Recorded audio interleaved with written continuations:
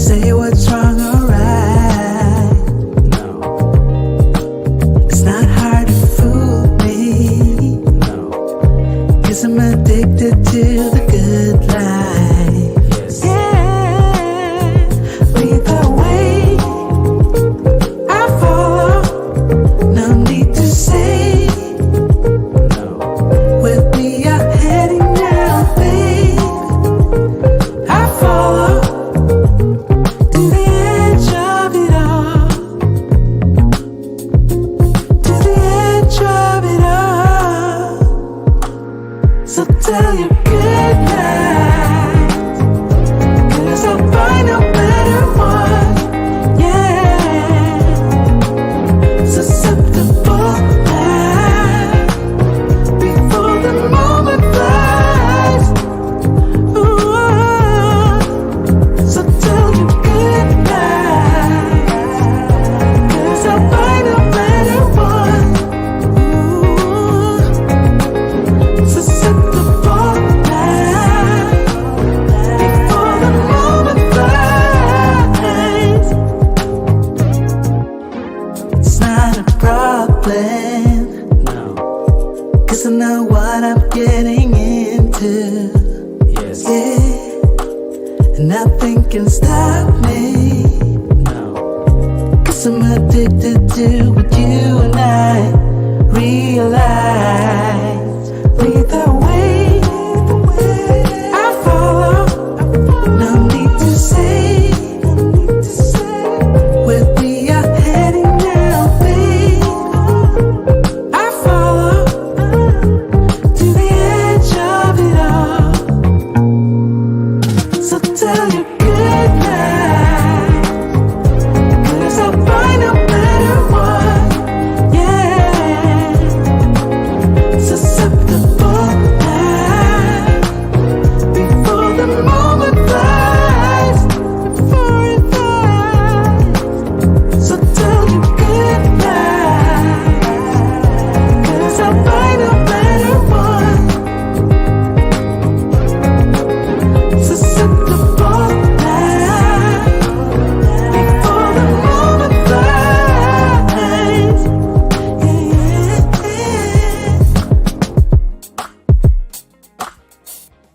Shout out, shout out, shout out.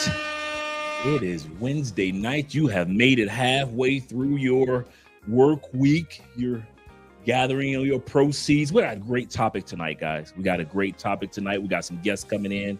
I am excited, extremely excited about this live stream, because this live stream is basically centered around those of us who are over 40 years old and are either still a part of parenting, meaning your children haven't yet grown all the way up.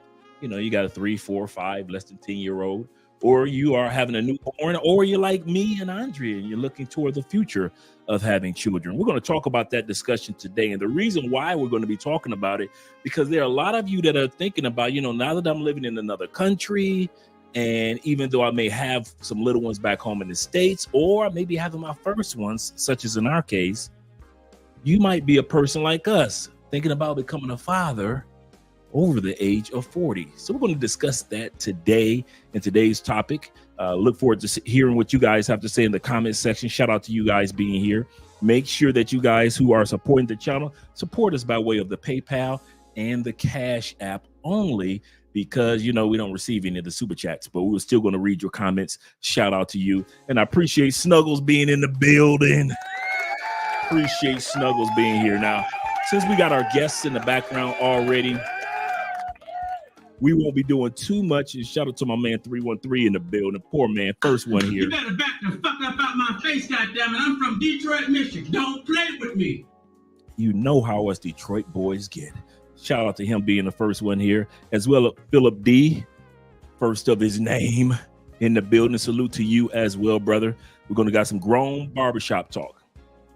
Grown man barbershop talk. I got a comment the other day from a brother on WhatsApp, and he was saying, you do this YouTube channel for the money. It's just a business to you, but it's serious to us.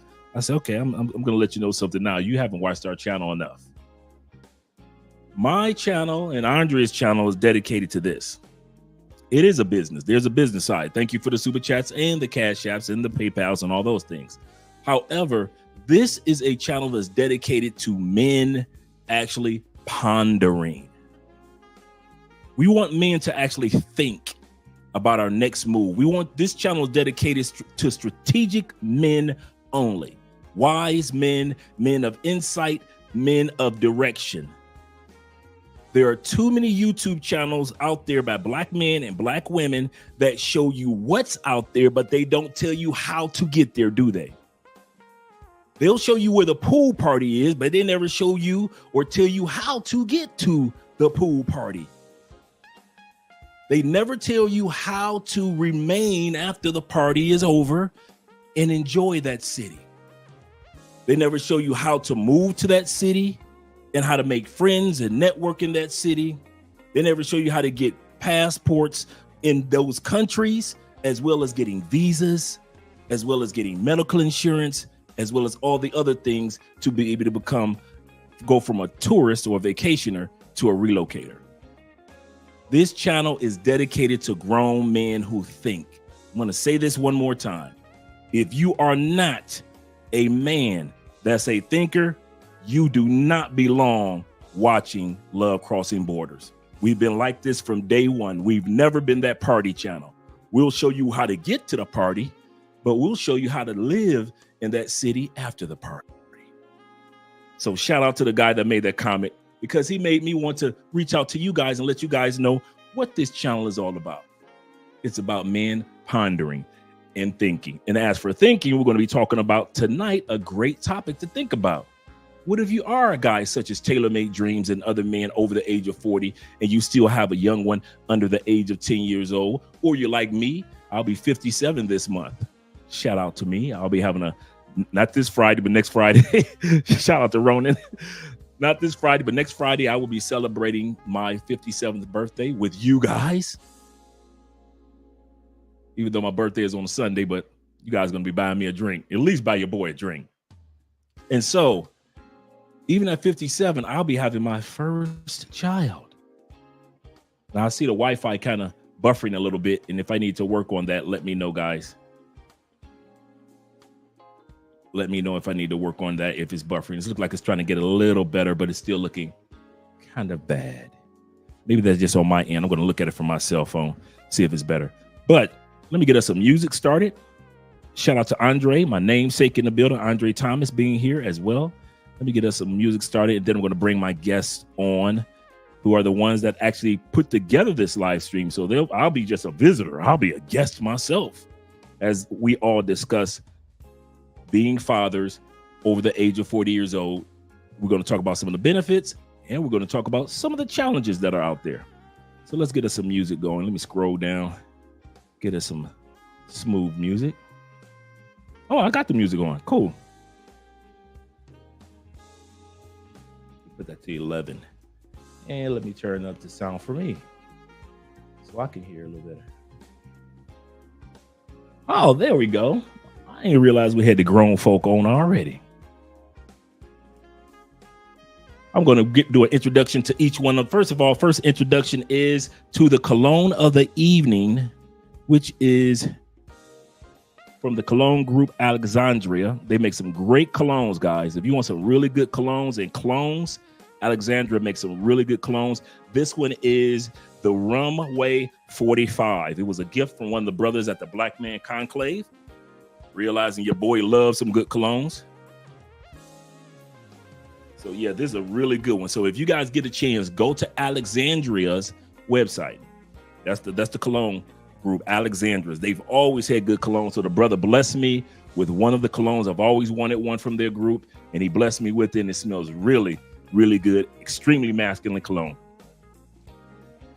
Without any further ado, shout out to Seize the Way being here as well, and my man Bobby Coltrane of the Coltrane family, first of his name in the year of our Lord. Black Empowerment's here as well. Black Empowerment said, C says this. He said, I'm just turning 42 years old, September 4th. Shout out to you, brother. He said, had my Colombian king, meaning his son, shout out to you, last year at 41 Medellin. So let you guys know that the benefit of what we try to do on this channel is to let men know there is no age limit for accomplishment.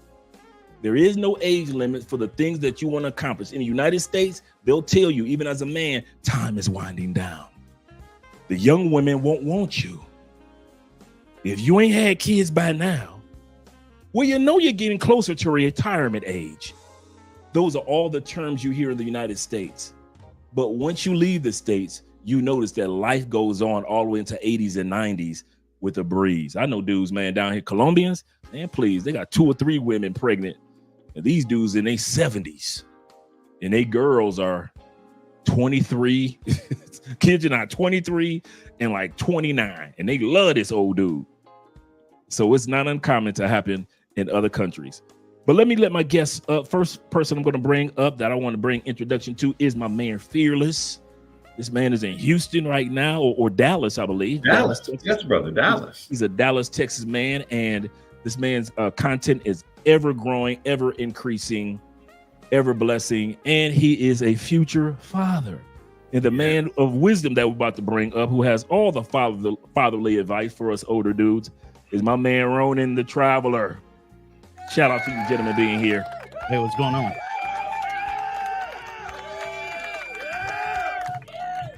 I'm glad that you guys came up with this particular subject matter. I'm really glad. Oh, by the way, in honor of you, sir, this is my cologne of the day. Oh, yeah, Prada. Yes, sir. Yes, okay? Sir.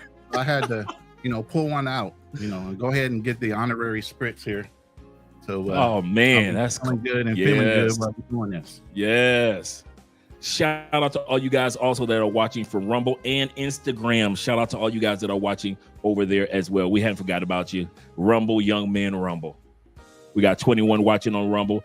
If you are watching the live stream now, make sure you at least subscribe over to Rumble and make sure that you subscribe to our other channel, Love Crossing Borders Live. Shout out to you guys.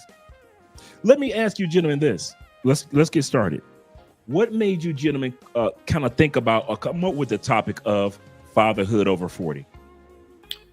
For me, it was a few reasons, Andre. One, I know a lot of guys who've gotten their passport, and not a lot of younger ones. Usually guys get it when they retire. They start, traveling. Another thing is financial, when you reach a certain plateau with your finances. Now you say, I want to start a family. That usually happens later in life. So guys are getting older. They say, I'm ready to retire. I just had a consultation with a gentleman you sent that says, hey, I'm a fireman. I'm ready to retire. Where can I go to? Well, what happens is, just imagine this. You're 50 years old, you retire, you go to a place, and you're meeting a lot of younger women who may have not started a family. A lot of those younger women, especially in Latin communities, they value family.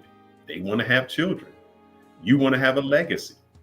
So now you've already ordered. This is either your first time around, or maybe this is your second time around. So it's time to have children. True. My question always was, okay, is it better? What's the difference in fatherhood at over 40, or you had them when they were 20? Are you a better father? Are you different? What is the experience different? And I thought this was a great conversation because a lot of guys are traveling. A lot of guys have reached a point where they say, I want to go out, or I'm ready to start my family. How do I do that? So I know that you have been talking about it. Roland had been talking about it. We had TaylorMade on, and he started later in life. I wanted that perspective. I wanted to hear what your opinion is, because you're older and you're going to be starting new. I want to know the pros and the cons. Are they going to call you granddaddy? You take them to school and they're going to say, is that your granddad with you? So I want to know that. That's a good point in regards to age and how it impacts, or how an individual that's traveling. A lot of us that have our passports, that is a good point. It's such as myself. I'm a prime example of an individual, got his passport, traveled, got himself established, and now we're looking to establish a family. A lot of guys don't think about that when they're dating younger women in Colombia. They think that is fun, and she's 27 or 29 and sexy. She ain't got no kids. Oh man, I hit the jackpot. and not realizing that eventually over a few years, she will still, just like she want to keep a family legacy. So do you. And so now you're in your 40s, 50s, and now you've got this 29, 31-year-old, and she's saying, you know, I want to have at least 1 or 2 children. And so you do have to take that in consideration as a person that's traveling. As for me and Andrea, it was already part of the makeup of our conversations. That's why we started our relationship as a friendship, because we felt that we could be a lot more honest with each other as friends compared to if we had simply just jumped into a relationship, not asked the hard questions, not asked the difficult questions. But since we and it was, you know, it was her idea. It wasn't me. I was more prone to a more stable, let's get it started immediately type of relationship. But because we took our time. I had the same thing, Andre. You know, I've been married almost 10 years, and I knew going into it, the wife wanted to have children, and I've delayed it, put it aside. Let's travel, let's do this. And at the end of the day, it would have really been unfair of me and selfish of me to say, let me get married to you. Let me waste all these 10 years with you. And then now I don't want to have children. I wasted this time. We've been married and not do that. That would be unfair. I knew going into it, this is the legacy she wanted. And so I've delayed it as long as I could. Now I can only delay it 2 more months. So I got to change diapers. Yeah. Wow. Especially, what do you have to say about this, Ronan? I mean, time is flying for you, Fearless. You know, I forgot the little baby sound effect. I need to reload that for you. You know, because you're gonna get plenty of that in the middle of the night. But how I feel about it. By the way, happy pre-birthday to you, Andre, because we are on the same timetable. My birthday is tomorrow, and I also will be turning 57. So we are right there behind each other, a matter of days. In the immortal words of Kanye West, congratulations to you. We wasn't supposed to make it past 25. Joke's on you. I'm still alive. Exactly. A lot of people don't get blessed to live as long as we. So, you know, it is a blessing every day that we are able to wake up and share our experiences. And that's one of the things that comes to mind when I think about having children here in the near future, actually. You know, I would be just like you, starting all over. All my kids are grown. I have grandchildren. You know, my oldest son is 38, my youngest is 27. You know, I'm sitting here to get ready to start all the way over, and I'm happy for it. Yeah. I'm excited. So blessings to all those that are pending, wanting to, and considering it, because I think it's always a blessing to be able to bring a life into this world and be able to raise it up as and instill in it a lot of the morals and values and allow it to grow and you know, prosper. So, with me being older, my idea is obviously she's a younger woman and she's going to want children because she doesn't have any. And that's one thing in the Philippines is big is family. So there's no getting around the fact that she wants to have children. You know, plus for me, it's a legacy. You know, and we'll get into that as we go along, why it's a benefit to go ahead and have children, even at my age. But those are the ideas that are behind my head. I'm planning on moving to the Philippines in 2025. That will be my home base moving forward. So I need to establish roots and resources and my circle of trust. And, you know, I have somebody that I already trust, and I'm looking forward to meeting her family and seeing where that goes. All right. What I was doing while you guys were speaking, I was just pulling up some notes that I came across in regards to the benefits of becoming a father over the age of 40 years old. And I want to hear what you guys have to say as I go through these. Can you do me a favor? Because I always like to end on a good note. Yes, sir. Let us start with the benefits. We start with the cons. We get the cons out the way. Okay. Then we can end the live stream on a more positive note, because I've heard all the negatives, and one of the negatives is, isn't it selfish? And I'll ask you, isn't it selfish of you, Andre, to bring a child into the world when your life expectancy may be 75, 80, and you have a child, and they don't get to experience your whole life with you. Are you being selfish for that? I'm a black man from America. My child expectancy or my life expectancy was Hallelujah. already short from the get-go. Whether I had a child at 25 or at 55, as a black man in America and from America, you cannot look at the timetable or your chronological expectations and think, well, I'm going to make it at a certain age. Another thing is the mother. Andrea, because she has lost family members that were of a younger age, she's already come to the conclusion that there's no guarantee that she'll outlive me. So when we have children, I have to be prepared for single fatherhood just as much as one day Andrea might have to be prepared for single motherhood. So age don't let that distract you or discourage you, because like, once again, I'm going to end with this. Being a brother from the States, after all many of us have gone through and have survived, there was no guarantee that for many of us to make it to this stage, whether it be giving birth to a business or giving birth to children. Exactly. Absolutely. I agree. Yeah. What about you, Ronan? I mean, how you feel about that? You I mean, guys are, not that you're a young man, you're just, I'm the youngest. I feel good. I'm the youngest guy on this panel. It's great tonight. Young buck. Like I like to tell a lot of my clients, while you might look good on the outside, God only knows what's going on in your internals now. Amen.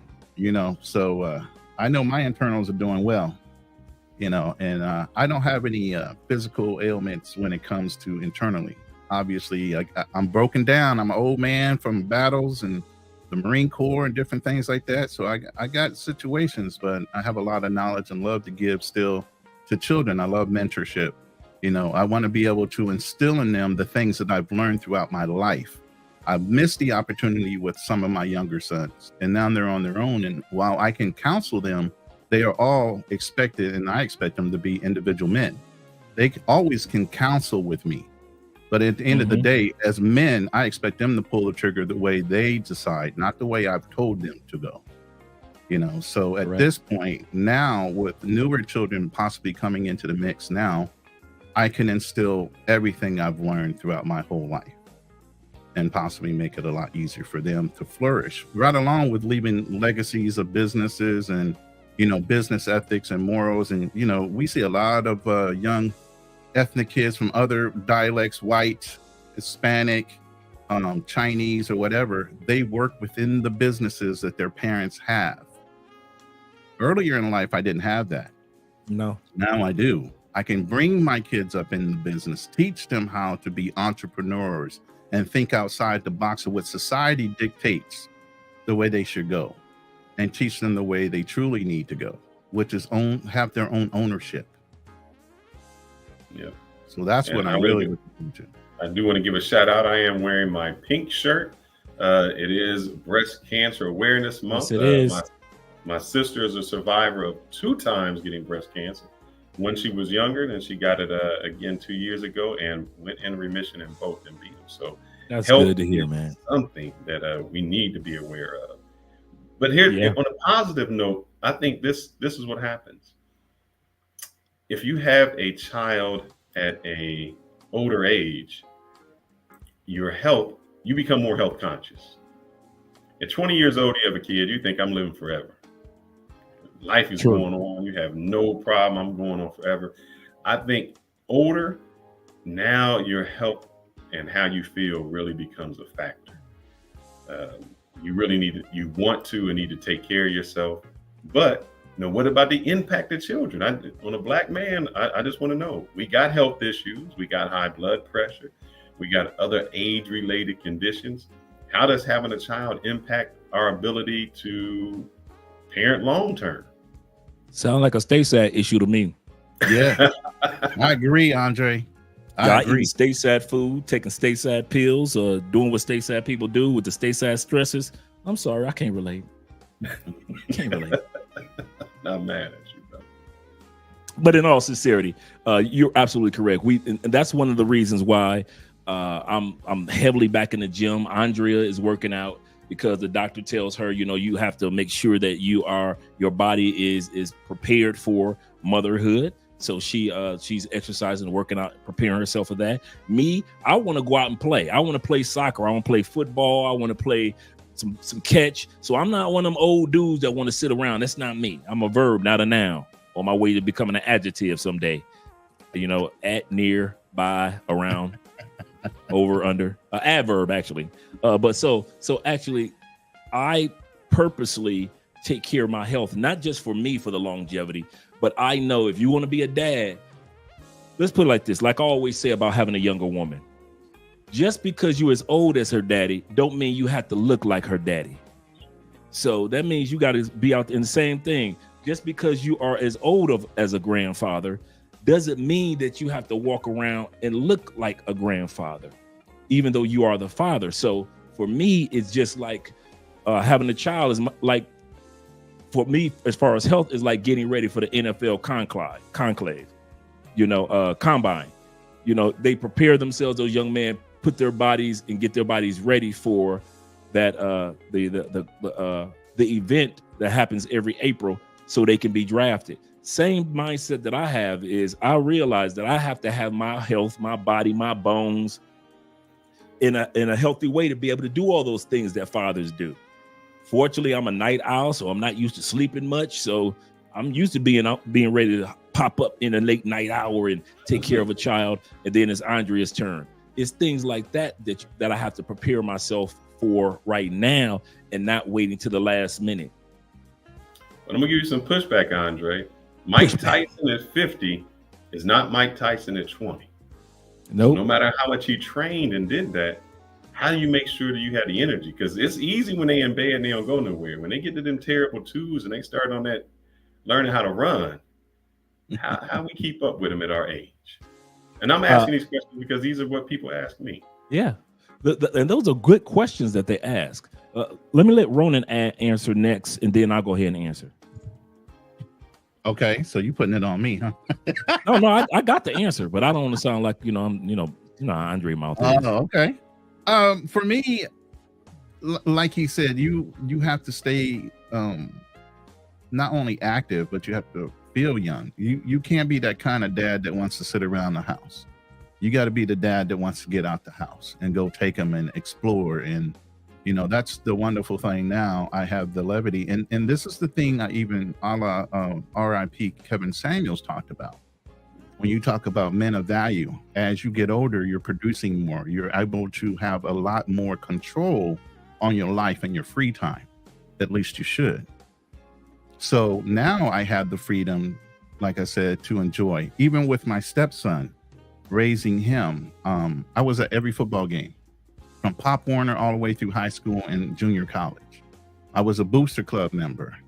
I have my business advertised at the football stadium at the high school and so forth. So I was able to be present. I was the announcer for football and basketball teams, so I was super active and available, whereas when we're young, we don't have so much control on our schedules and we get so busy in growing our income that we can't take the necessary time off in order to be present for our children. At our ages and the production that we have now, the type of incomes that we have freedoms. We can control our schedule. We can actually be even more present than even the children that we had earlier. So true. So true. In my case I'm a kid at heart. Cameras off. I'm a kid at heart. I like to play. I ain't got no, hey, let's do the hide and seek. Let's do the tag. Let's do some dodgeball. I'm in. I'm not one of those guys that's like, I gotta build my. That's a fortunate thing for me to be a kid at heart. I'll be at like Andre said, you're gonna be that creepy old dude, the freaky old man, ain't you? I say, yeah, I'll be at 90 checking out the young ladies. Mm-hmm. At 90, I'm a freaky old dude. That's me. She fine. So that's me. I'm young at heart. I have yet to hit 40. In all sincerity, I haven't hit. Man, I barely cracked 30. Okay, so when it comes to wisdom, I'm of age, but when it comes to just every day, just enjoying life, I love the beauty of life. That's why we travel and do all the things that we do. And Andrea is so relatable because I'm a young soul. not immature. There's a difference. There's a difference between being an old fool and a young soul. And so since I know that about myself, I was always involved in, even in my 40s, big brothers, big sisters, boys and girls club, 100 black men volunteering community. I'm always at the high schools and junior high schools volunteering. We had a lunch talk program, and the lunch talk program was the problematic young men would have lunch with us men. And so while they were having lunch during that hour, we could teach them different things and talk to them about different things that they may not have a dad around to talk to them. So once a week, we have lunch during lunch talk with the high schoolers and the junior high schoolers. I've done high school motivational speaking all the way down to just sitting on the curb to talking to a young man about what's going on.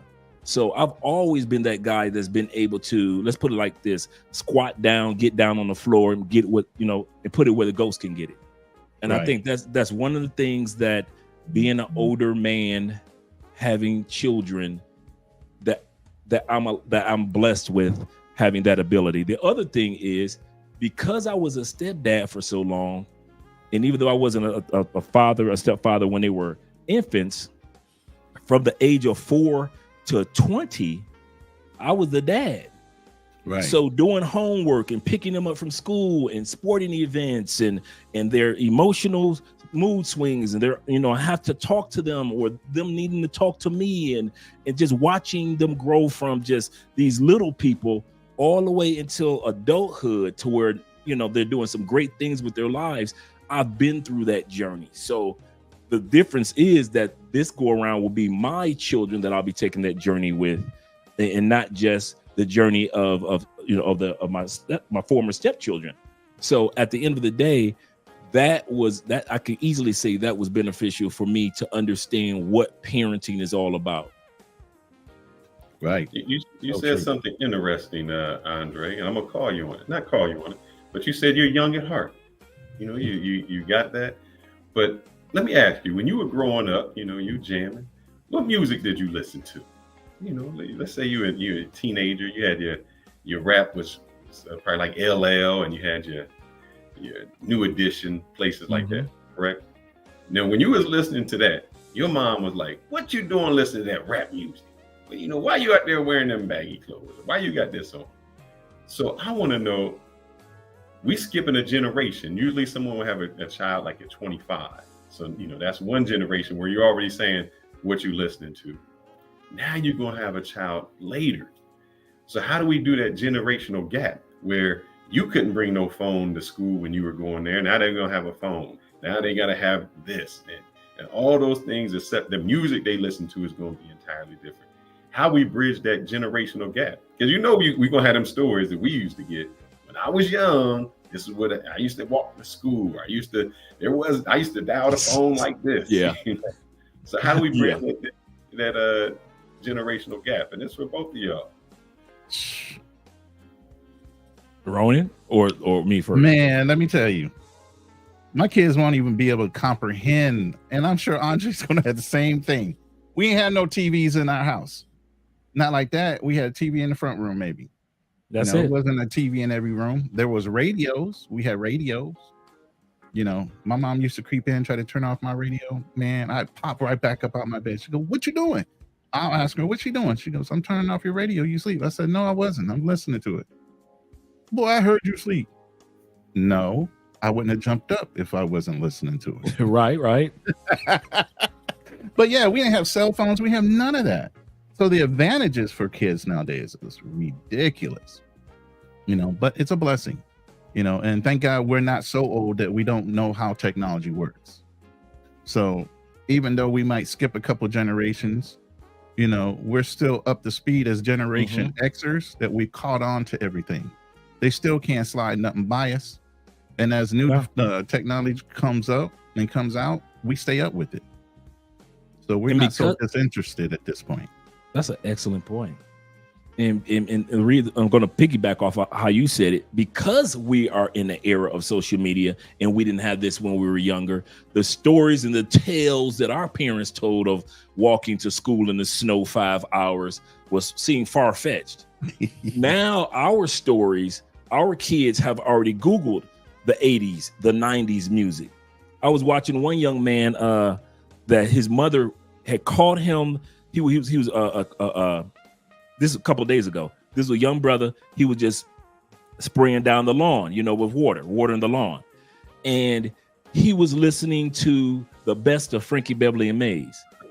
And you couldn't tell this little 11-year-old young man nothing. He didn't think anybody was watching. His mother was kind of peeking out the window and recording. But you get to see the evolution. And this young man was on beat. He just felt so good. He out there just listening to some Frankie Beverly and just watering the grass. What's my point? Our music gels right along with the new music that's coming along, so we could get a chance. All of us know about the Drake and Kendrick Lamar battle, even though we're not of their age. At the same time, the younger generation know about hip hop, and we see them dancing in different countries, dancing to Wu-Tang Clan and dancing to Patrice Rushen, Forget Me Not, and everybody's right now doing a resurgence of Michael Jackson's music around the world. So because of social media, we won't be as separated in generations as our children were. Right. There's a I don't know if you guys ever saw it. There's a young lady. She's probably about 10 right now, but her father started recording her when she was like 2 or 3 years old, and on social media, on TikTok. And this young lady would be singing to the top of her lungs all the 80s, 90s, 70s, 2000s hits. I mean, every R&B song you can imagine, this young lady singing at the age of 3 years old. And then you see the video go fast forward and she's 5 years old and she's singing the best of Frankie Beverly. She's singing the best of Earth, Wind and Fire. And then she gets a little older and then she's singing a Return of the Mac. And then she gets a little older and you see this little girl go from 3 years old to like 10 years old, and she knows all this music. And this is in the UK. And so you get a chance, right? I personally believe right now, there is, because the music industry is so trashy with the behavior of the artist as well as the music of the artist. There's a resurgence of old school coming back, old school hip hop, old school young men that are modern, but they rap with the old school Tribe Called Quest type of style now. And so there's a lot of different genres. You got young men that are rapping like West Coast from back in the 80s and 90s right now, instead of just a new Kendrick Lamar version. So I really believe that everything is gelling together right now. And the cool part also, because of social media, is global. So with you in the Philippines, they know just as much about R&B and hip hop as we know about R&B and hip hop in certain genres as well. And so that's the cool part about having a child at this point in time, because social media has gelled us and crossed the bridge of all the generations. But don't you think that's can be bad too? Meaning, we're talking about technology. But what about the clothes they wear? This is what the kids are doing nowadays. What about that? How do we bridge that? Oh, that's easy. I had a scenario like that. My stepson came home one day with his pants sagging. I said, you got a choice. Either you put on the belt or I use the belt. Which one is going to be? We don't have to argue about it. We ain't got to fuss about it. You either wear a belt from now on or use a belt on you from now on. So which one is it going to be? And he never, it was no argument. I hadn't had to raise my voice. I wasn't angry. He knew my sarcasm. And so he was like, oh, okay, yeah, I see where you're coming from. And from that point on, he actually looked at other young men that didn't wear belts and had their pants sagging, the underwear showing. He was like, man, that's stupid. But if I wouldn't have said anything and I didn't have to be harsh about it, he would have continued on with that behavior. So once again, as parents, we need to parent. And I think that's what a lot of times we think parenting is provision and problem solving. But we don't realize that a lot of times parenting is, you got to be the guru and tell them why and give them the why behind it, so they'll understand it as well. Exactly. Well, you brought up a good point, and that leads into this too with both of y'all. He just said he gonna sir. I'm gonna have to interrupt you. Go ahead. You need to answer some of these questions too, sir, because you're about to have a baby here in December. You trying to slide through all these questions and not give up no answers yourself. So come with it. Answer your question. I don't know how I'm going to deal if my daughter came in with a little halter top or something like that. Or if she's singing something, I won't be Sexy Red at that time, but if she's singing something, well, I won't play the music. But I understand that friends and there can be outside influences that'll play it. I don't know how I do that. And what I was going to lead into was something you just said, Andre. You said you can either wear a belt or you can get the belt. So what about this? You know, this generation, they got we were going to do a show on this about spanking, because we played some clips that had some kids on there that they couldn't have got. What they did, I couldn't have gotten halfway with. If I decided to open my mouth wrong, I'd have got slapped. But you know, nowadays it's the timeout. It's to talk to them. You know, you got to have a conversation. You got to come to like a negotiation with them. So how are you going to be able to handle that when everyone around you is on that negotiation part, and you like negotiate? This is like terrorists. We don't negotiate with terrorists. How we do that? Oh, man. I look at. Go ahead. I look at it from the perspective of there's a balance for everything in life. You know, we're Libras. I'm talking to two Libras. We believe in balance in life. Yeah. Okay. Everything has to be balanced for us to be happy. Can't be too this way, can't be too that way. All right. So when it comes to, for example, once again, when I was a parent or a step parent, 90% of it was just short conversations and lectures. And in all sincerity, they would. I was so much like Heathcliff Huxtable because I could relate to that character, that my step kids would be like, "Oh, just give me a whooping, just put me on punishment, another lecture." So they kind of knew that the lecture was just as challenging to them in some cases as it was to, oh man, if he'd have just spanked me, I'd have got over it and I'd have been gone by now. It's an hour and a half later. Andre's still talking. And I would tell them, I say, I see you glazing off. I say, I used to do that glaze off. I know what it's like to glaze off during a lecture. Now watch, you got another half an hour I added onto that. But my point is that when you're doing parenting right, because I believe in two things. I believe in showcasing what the child's future can be in the positive and negative. I'm gonna drive my child to the hood. You want this? I know you ain't never been over here. You want this? Then here's how you keep from getting this. Mm-hmm. You see that person that's walking around cute and this and that and that right now? Oh yeah, she had 3 babies in the next 10 years. Don't worry about it, son. You ain't got to worry about her. Get the cute nerdy chick. I'm gonna tell you something, son. Get the cute nerd chick. That chick that got the books, but she cute with them thick glasses. That's the one you want, because she gonna always be on point.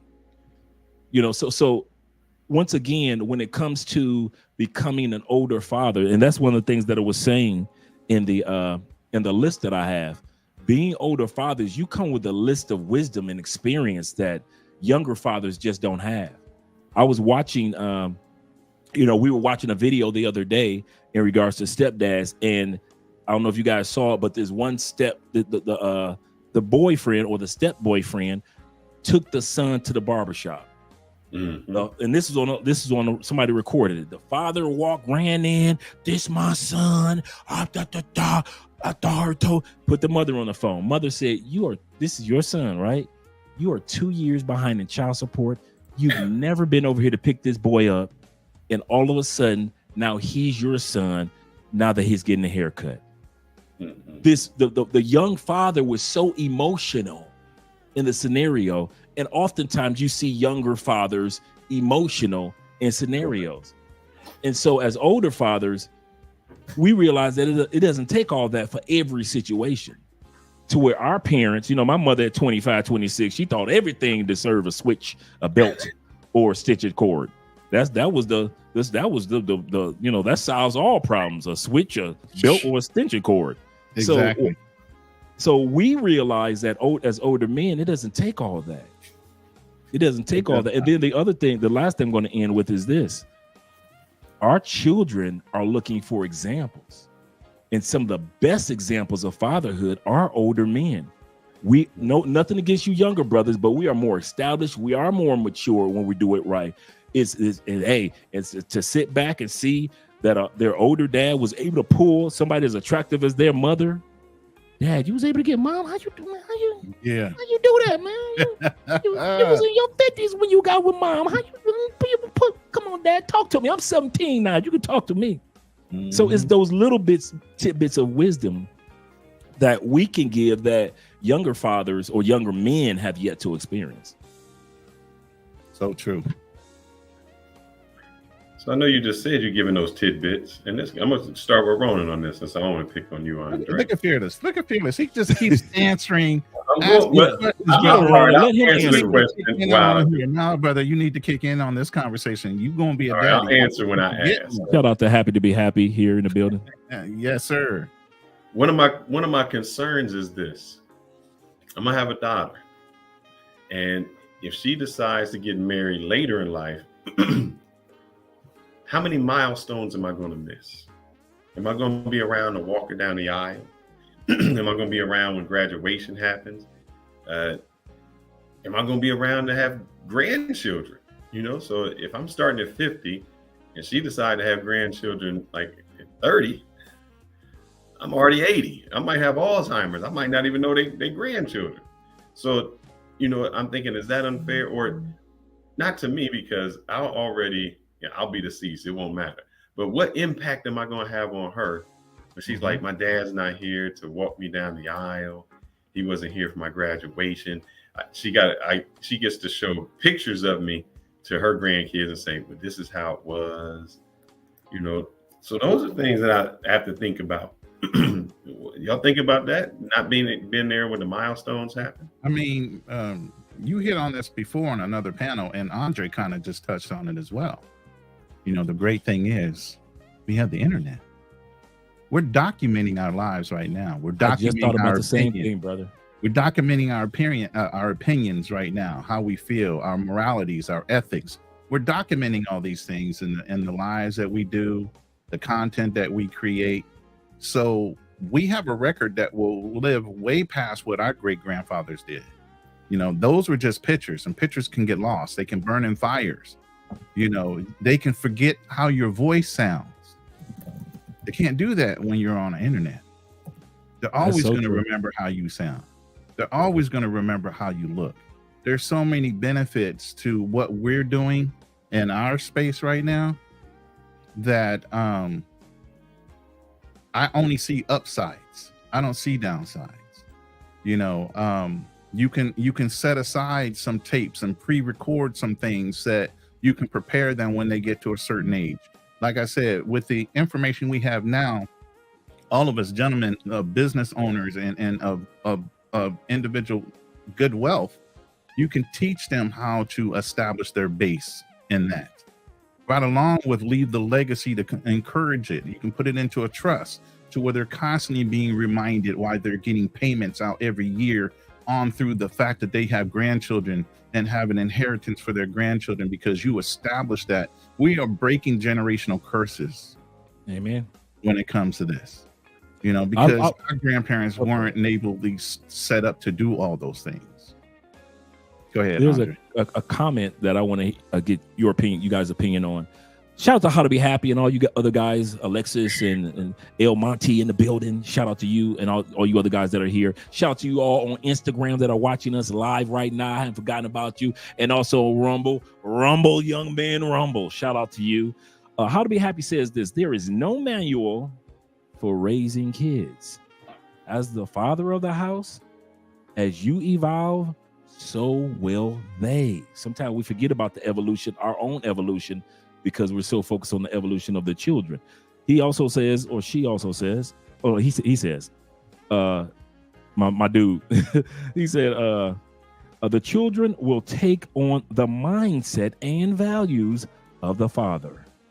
However, the father may never see it.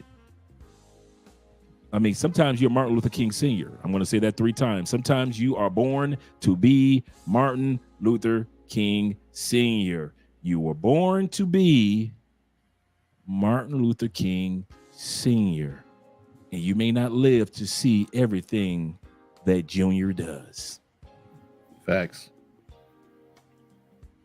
And so those one of the things, but you may let's swing the pendulum the other way. Once again, we're Libras. We may hit 80 and be of good health because we're not eating Americanized food all the time anymore, because we're traveling to these other countries. We may get to the point at 80 where we're drinking a lot more healthier. We're focusing a lot more on our health compared to technology may have advanced when it comes to how people are taking care of their body in the next 30 years. So we don't know that at the age of 80, we may be one of those people that are active, still doing amazing things in our lives.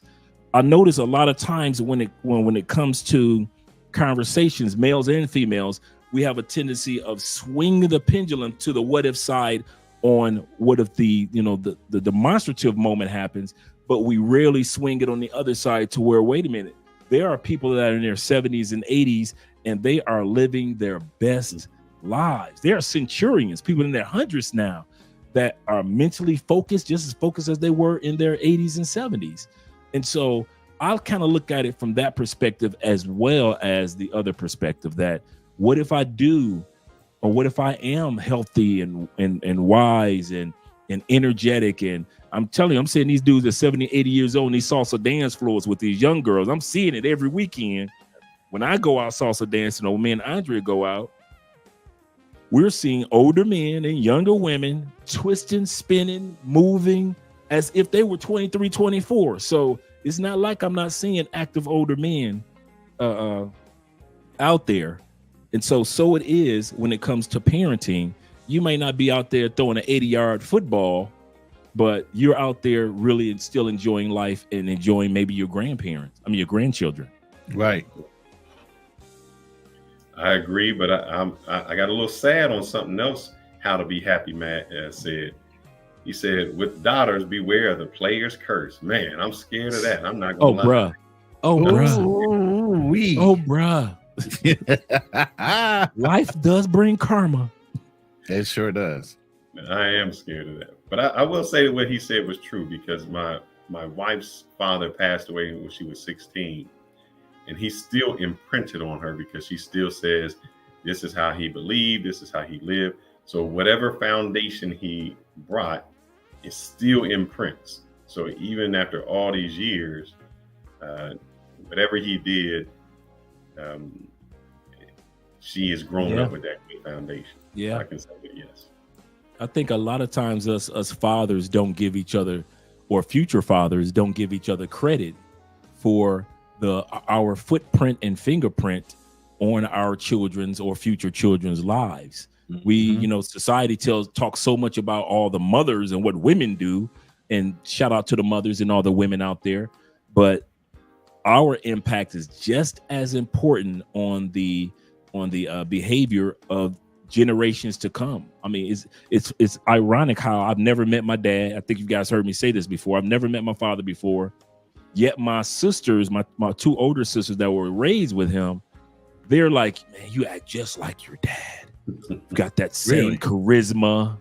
You say some of the things that he says, like he'll say, good evening, gentlemen. He'll, instead of saying, hey, girls, or hey, chicks, he'll say, good evening, ladies, or hello, ladies. Say, you do that too, just like our father. You got that. You dress like our father.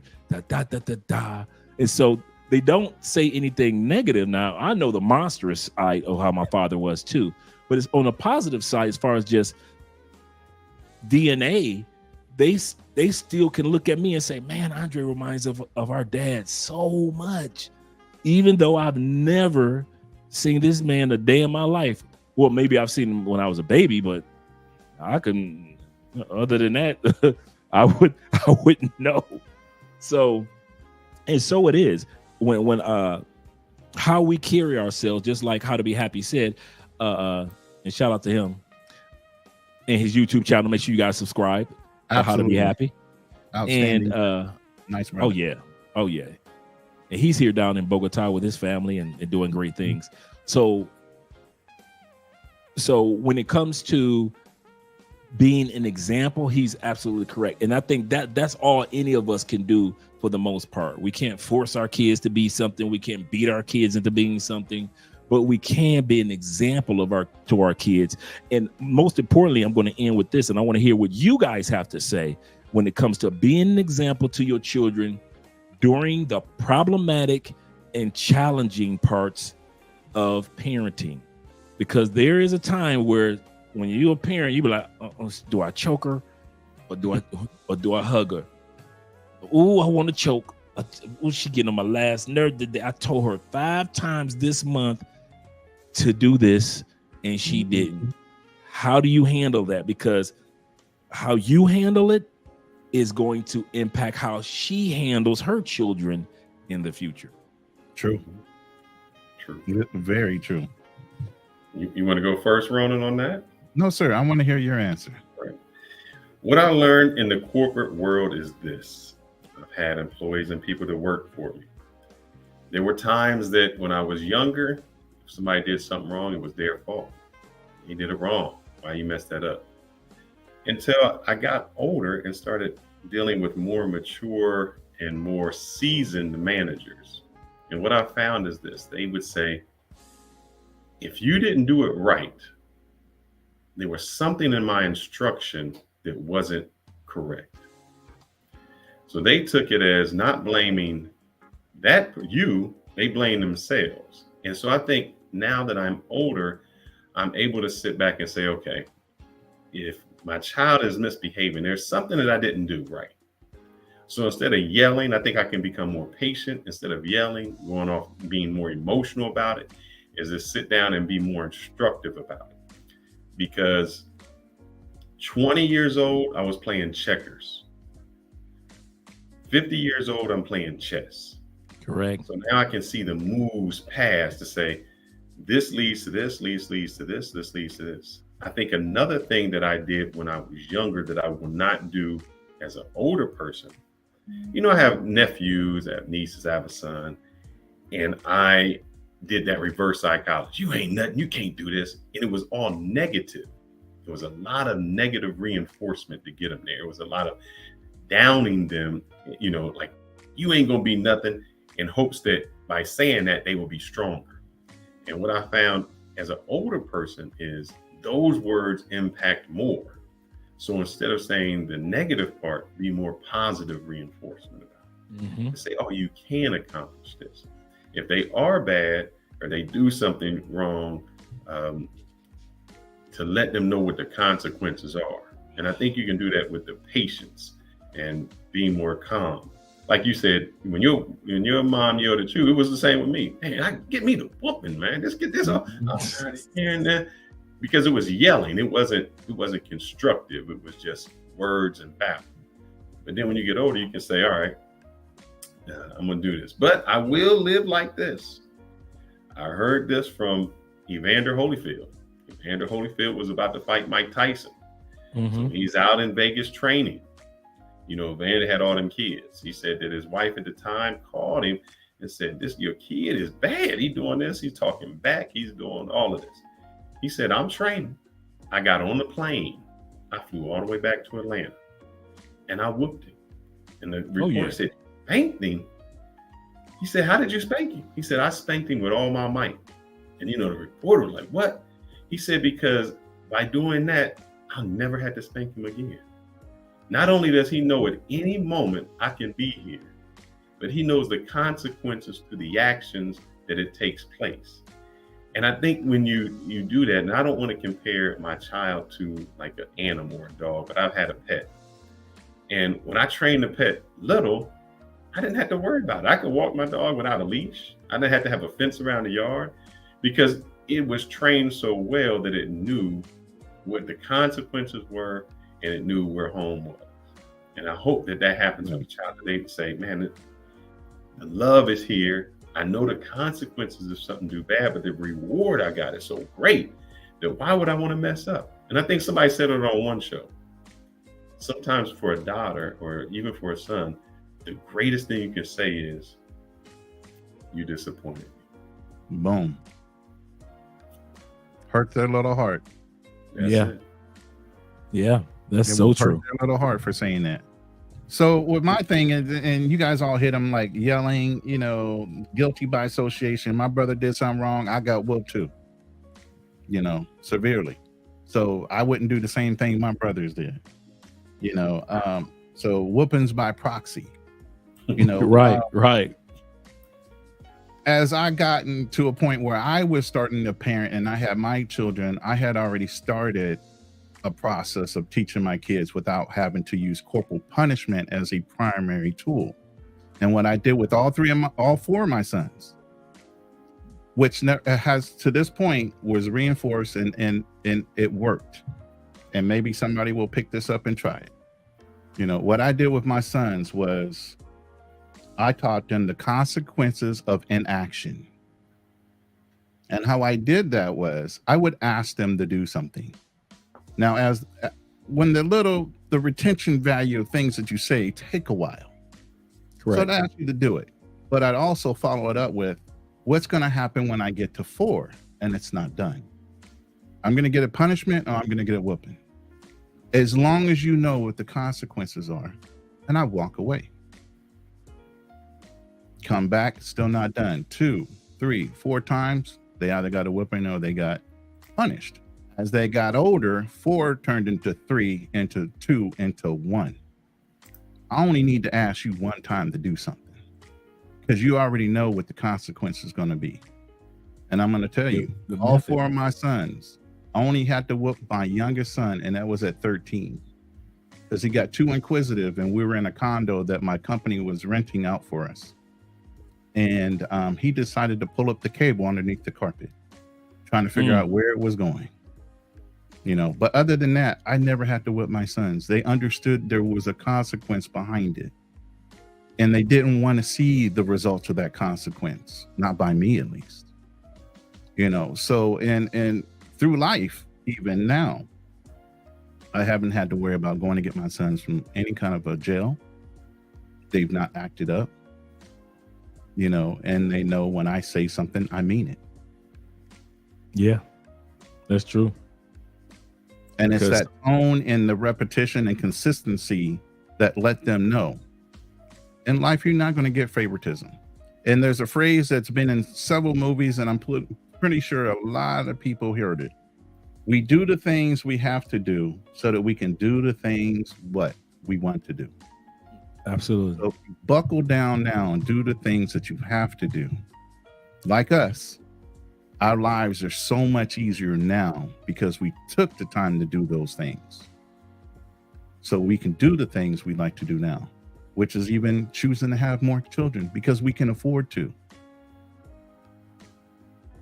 One of the things that I did was, and that's a great tip, I'm going to be using that one.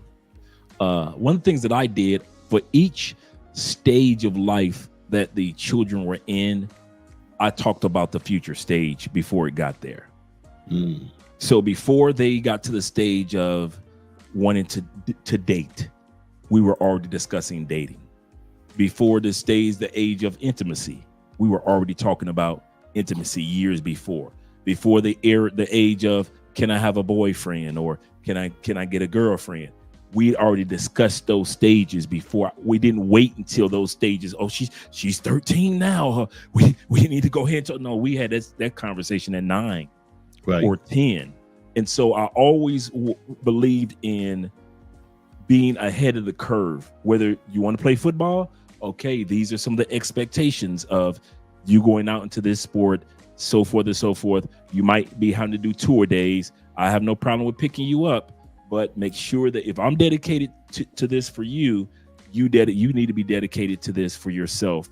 And so Absolutely. When that era came, when he was old enough to want to play football, it was no problem because he already knew what to expect when it came to 1-a-day practices or 2-a-day practices. He understood the requirements and the expectations of the coaches and the rest of the team. So I always believed in not talking about the era that they were in, but the era or stage of life that they were going to go into, whether it be a 6 months or whether it be a year or 2 years ahead. Right. And one of my fears, and this is going to affect you guys, And we talk about women as they get older. You say, your path, your childbirthing age, your eggs are dry. Was men, we got an increased risk of health of genetic problems. Your little ones don't swim like they used to. Autism, schizophrenia, all those things, even though it's a low risk, those are chances that increase as we as men get older. So, my fear was always later in life having a child that maybe had a disability or something like that. So it was imperative. And I'll say this to both of you guys. We made sure that we got genetic testing, not only prior to, but even during. So they can do genetic testing and genetic markers just to make sure that they're healthy. And even this, what surprised me, now it's not just a sonogram, like, oh, a sonogram. And they got the 4D sonogram. Like, you see what your kids look like when they still in the stomach. So they go through, they had all the heart valves, the brain, they count the fingers and toes. So, but there's a risk, guys. As you get older, we do have a risk of some genetic issues that can take place. True. How you guys feel about that? I've actually researched that, and one of the things that we've done here is the exact same thing. Genetic exams. We actually have a specialist for me, for my body, just like a woman has a specialist for her and the baby. I've got one for me, just to make sure that everything remains up to par for my health. And so being an older man, you have to take those things in consideration, because you're absolutely correct. There is a low, I'll repeat this, just like Fearless just said, a low risk of abnormalities in a older father, but they're there. So it may not happen, but because you're an older man, you may need to make sure you take care of your health, make sure that you're going to the doctors for the checkups, and make sure that you get the genetic exam and not just a regular exam. So you will know what's coming down the turnpike that's been a part of your family's history, as far as any type of illness or any dynamics. Anybody born in your family with blindness, anybody born in your family with disability, you have to take those things into consideration. So we're not saying this to fear monger, but we're going to give you the positive or the challenges, as well.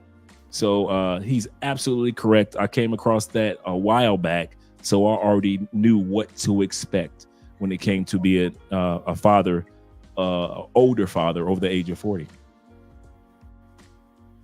Yeah. So I know you got your studio. Both of y'all got your studio. It looks all nice and neat and organized. What happens when you had that little one running around pulling on all them cords? I hear him crying in the background there. Andre, you got the little one grabbing on you. Your suits don't look as nice because you got a little throw up stain on it. So how do we work that out? And traveling. Hey, you guys love to travel. When it was just you and your wife, you pick up and go when you want. Now, what are we going to do that we got the kid in the background running around crying? Ronan, he plays me crazy because he had the crying sound effect, the little baby. Yeah, I had the little baby sound effect with them. So how are we going to develop that good work-life balance older, to be able to do that? Ronan? All right.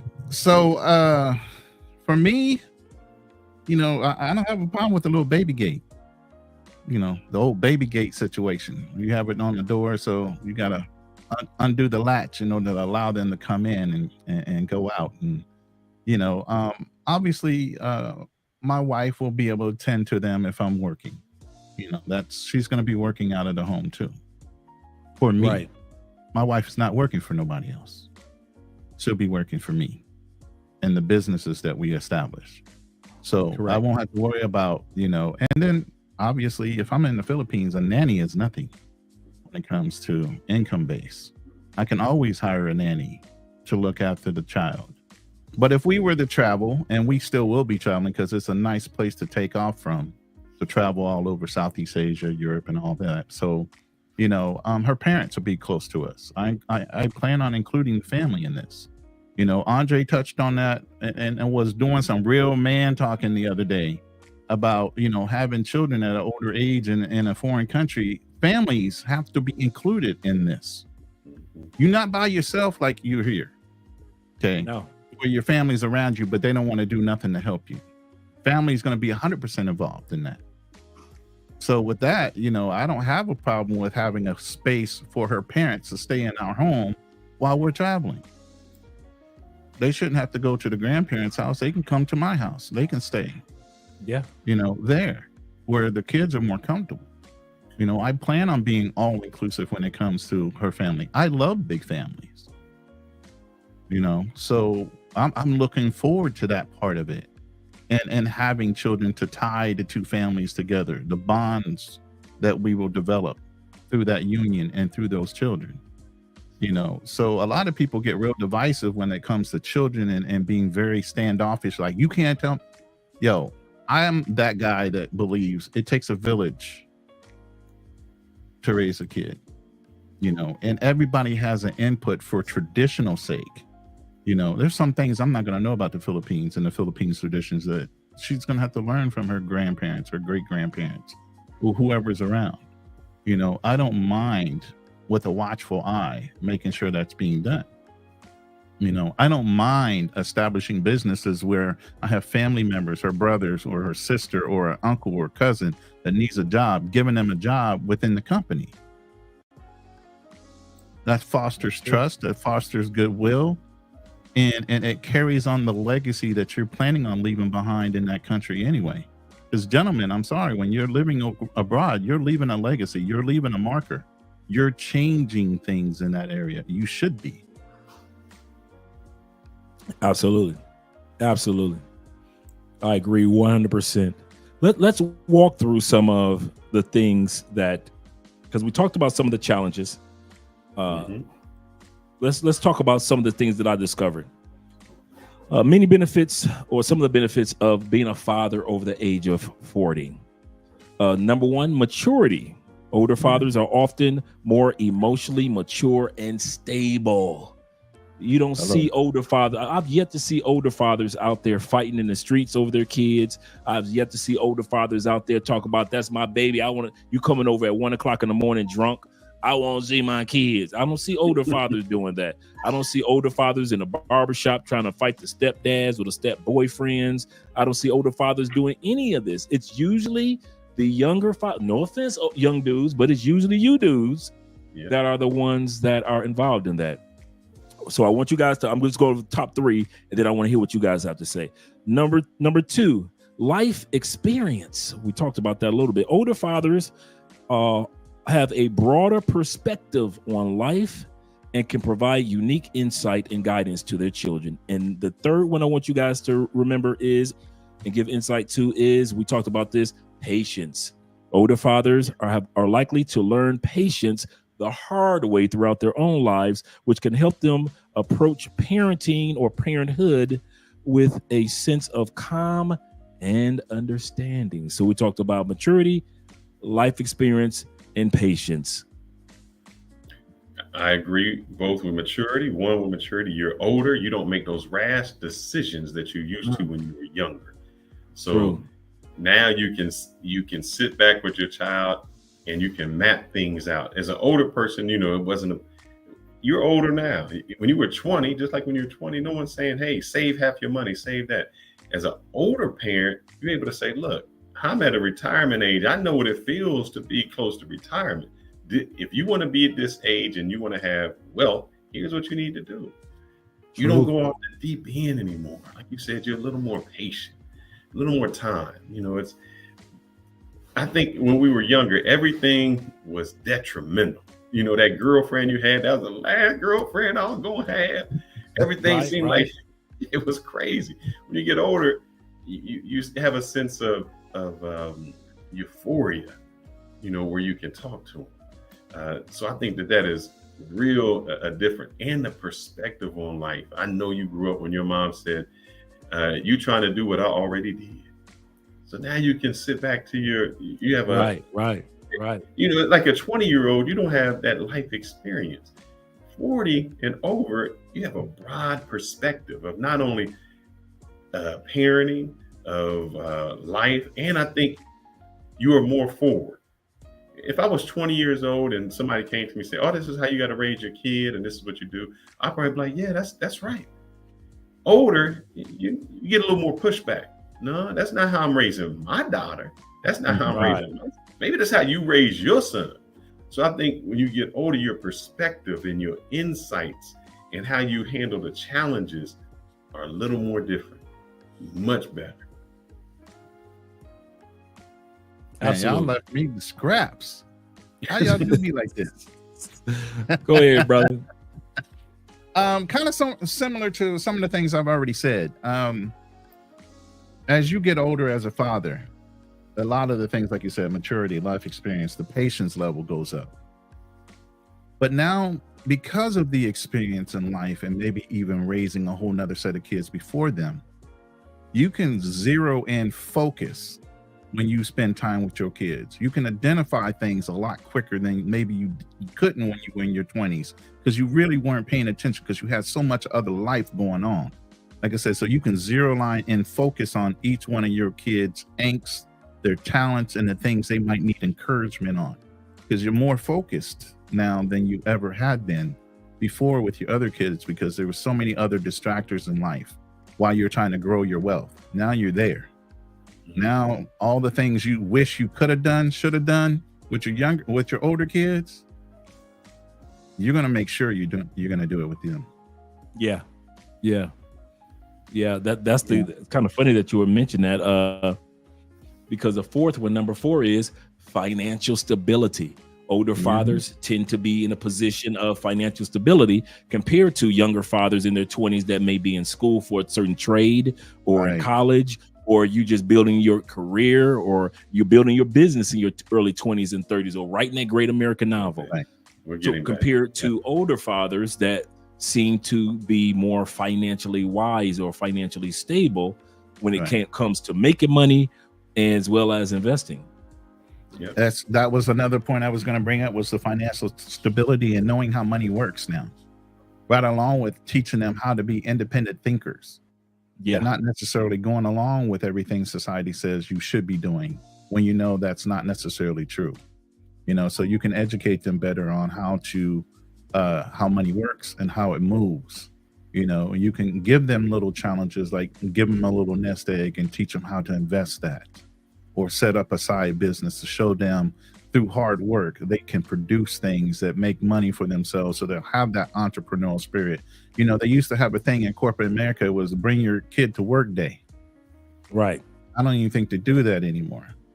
But that was just one day for most of the workers. The owners always brought their kids to work.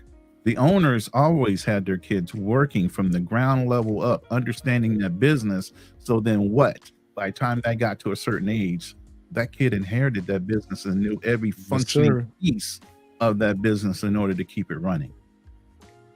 These are the things we weren't able to do with our kids, or our younger kids, or our older kids now, when we were younger, because we didn't have those established businesses. We didn't have the positions that we have now, that we couldn't instill those in our children. They can still learn it. Our older ones, we can still be inclusive of them, but these younger ones are going to have so much more of an advantage. And that comes to mind that some of your older children might get a little jealous because they see you spending. Yes, they see you spending more time with that younger kid when they're like, damn, dad didn't give us this much attention ever. But dad was busy, and I'm telling you, these older kids are going to get a little envious of the younger ones when they come over for holidays, when they can. And I used to tell my clients all the time, millennials and so forth. I had a lot of clients that had big houses, 7-bedroom, 8-bedroom houses, very independently wealthy. I said, y'all need to downsize. Well, why? Our kids are going to come back home. I said, don't you believe it? They will never all come back home all at the same damn time. No. You bought that house for you and have a stable place for them. Now that they're gone, you can downsize a little bit, take some of that money and invest it in some other things. Yeah. Even for your great grandchildren's future or trust or whatever. But you don't have to maintain that house. Downsize, invest that money in some other things, put it up for retirement. But as we get older, we start wising up to how money matters and how smart to move things around. So with that financial stability comes wisdom that you can impart earlier in your children's lives, especially the younger ones. So I definitely, and then you guys said patience, perspective, a healthier lifestyle. That's a big one. When we were younger, we were just eating anything on the run, on the go, McDonald's, this, that, and the other thing. As you get older, you're like, can't put that in our mouths, which means you're not going to let your kids put that in their mouths either. You're going to give them healthier alternatives. You're going to allow them to grow stronger and better, where they're going to benefit quicker because they're eating healthier, because you're not doing those cheap meals and the mac and cheese things and all the processed foods, especially living abroad. You don't have to worry about a lot of that stuff overseas. You're eating organic. My girl's family has a farm. That's a good point. They grow everything from vegetables. They have their own chickens. They have pigs, cows. They have all that stuff on that farm. She's proud of. My girl likes to get down, bro. She'll get muddy as hell. She plays with grub worms, all kind of bugs and everything else. So my kids, I know my kids are going to be a lot healthier, quicker. Yeah. Just want to say thank you guys. Oh, go ahead. No, that financial stability, man, it is important. When I grew up, there was a lot of I can't. You were poor. And I think there's so much stress, not only on your family, but on you, because, most of the time when your family can't provide for you, they can't have the Christmas. That is it. So we're talking about the positive. Oh, man, I'm thinking how much better my child's life will be in growing up than I am. The fact that I have some money, they can go to those camps, they can go to those schools, they can go to coding education. You know how long it took for me to take my first trip? It was like I was in my 20s. It's like that's when I first was able to get on it. When I got on the plane, it was because a friend of mine in high school, he was going to see someone and the parent bought the ticket for me. And I was like, wow, man, something he had done since he was a child. So now my child gets a chance to experience traveling, going to other countries, speaking different languages, not growing up having to be stressed about, I can't have this or can't have that. So their entire livelihood will be shaped entirely different. They won't hear the I can'ts. It will always be, how can I? So I think that aspect of raising a child will make them far more advanced than I was, far more global. The opportunities. I mean, growing up, think about this, Andre. Your child will be born in Colombia. They'll be able to speak another language. They'll have family in the United. How many kids be like, oh, my uncle's in there, they live in the United States. It ain't even a big thing. I just was there last week. To them, it won't even be a thing where everybody else is like, wow, I just came from the USA. Yeah, that's all right. Yeah. I thought about that before. Your child is born with 2 passports. If your child is born in another country, your child will be born, or even born in the States and still be able to get, in your case, a DR passport. Born with 2 languages, 2 cultures, 2 forms of recipes for even some of the same meals. Born with 2 perspectives of how life actually is, and not just one. It's just so beautiful. And I know a lot of times, mixed kids go through their identity crisis of, am I all this or am I all that? But one of the things that I plan on doing and this is a good discussion, I plan on doing is to introduce them to both sides of their culture, so they can be fully 100% Colombian and yet 100% Black American or American itself. And really enjoy both aspects of who they are, because society will not allow them or show them that they are those things. Andrea has a younger cousin, almost like a little niece, and she travels to the United States with her mom and her grandma. And so one day she was in school. Andrea told me the story. She was in school and they were talking about things in New York. And all the other little kids, they were like 10, 11 years old. All the other little kids were like, well, in New York, I've heard this, that, and this. And the teacher was like, well, in New York, it could be like this, that, and this. And so she stood up and said, well, I've been to New York a few times, and I'm telling you what New York is about. And it's like this, that, and this. And the school teacher was like, "You've been several times." She said, "I just got back again this past summer." Right. She said, "So this is something that she's been doing since for a while. She's been there quite a few times." And so having those type of experiences give them, once they're in school, a perspective of the world on a global basis, not just because they're born in more than one culture, but because they've been in more than one country prior to even starting school. Yeah. And so one thing with Andrea and I, we see other parents on the planes when we go to Europe and when we go to this spot and that spot, and they're pulling out strollers. Well, why can't we? And so we look at it from that perspective as well. And then have, working online gives us the opportunity to say, you know what? Because me and Andrea were talking about this the other day. It would be nice to be in Paris for 3 months. Okay. Let's do it. Yeah. You see what I'm saying? You could do those things. Yes, you can. And then, once the children start school, you're going to be focusing on, being home based. But during the summer times, you can actually just go and just actually do and enjoy and not feel like, well, I've got to wait until I get 10 days off of work to be able to do certain. And that shows the children the value of entrepreneurship, because mom and dad wasn't stuck in work traffic, rush hour traffic every day. Why should I? Exactly. Right. I'm going to have to add to that because I am a product of that. I've been traveling since I was 3 years old. Growing up in Baltimore, Maryland, it was real easy to hop a plane and go down to the Caribbean. Puerto Rico was a yearly annual vacation for my mom to take us down there as boys. That's where I learned how to swim. The story of the mom throwing you in the deep end of the pool and telling you to swim? That was me in Puerto Rico on a resort. After she had already told the lifeguard, because they had lifeguards back then at the pools, not to jump in and save me. Okay. So I've been traveling quite a long time, and I remember those days, and her always getting me to try new and different foods and explore culture. So I've been brought up like that. So when I joined the Marine Corps, it was so much easier for me to travel around the world because I was already used to it. I was thinking about my that mom with moved you. around like a gypsy because she was a foster child. So every 2 to 3 years we moved, all the way from the East Coast to the Midwest by the time she got married for the third time, so I've always been in that mode of motion and discovery. And I always wanted to impart that to my children, because I think you broaden your horizons a hell of a lot faster when you see what everybody else has beside for what you see on TV. Because we know TV is controlled by the media and the perceptions they want to give off, negative or positive. The only way to truly understand and get knowledge is to travel.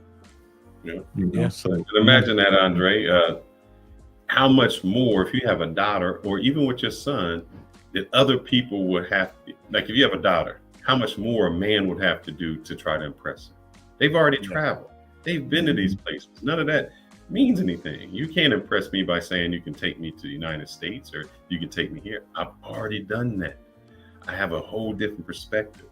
And to piggyback on what you were saying, my wife's nephew, he's a little younger than your niece. So he's like 5, 6.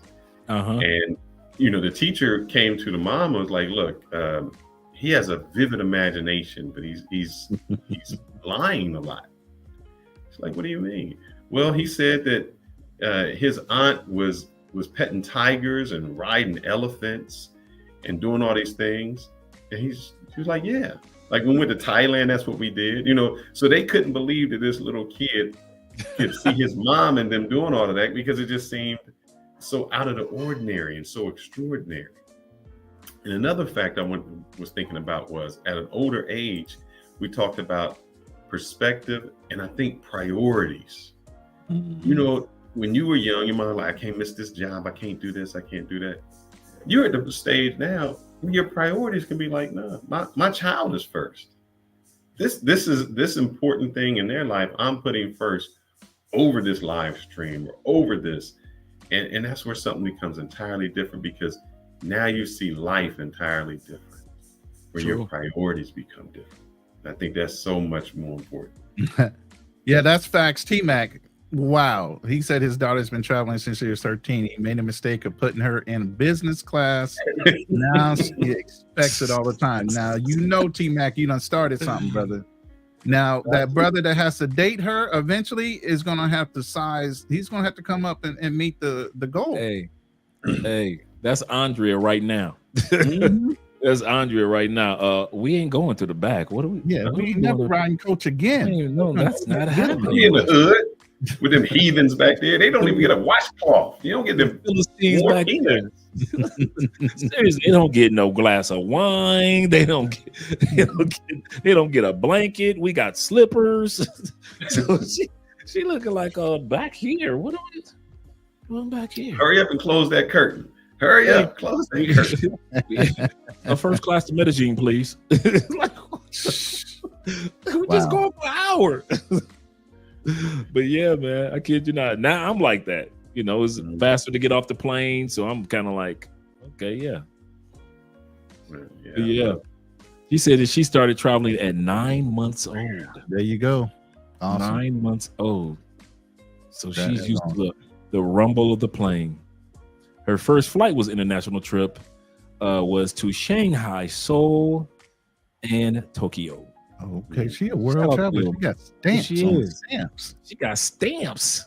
Right. And that's some of the things that we want to have for our children. We want our children to see the world from a global perspective, not from just social media showing them that perspective, but seeing the world from a global perspective.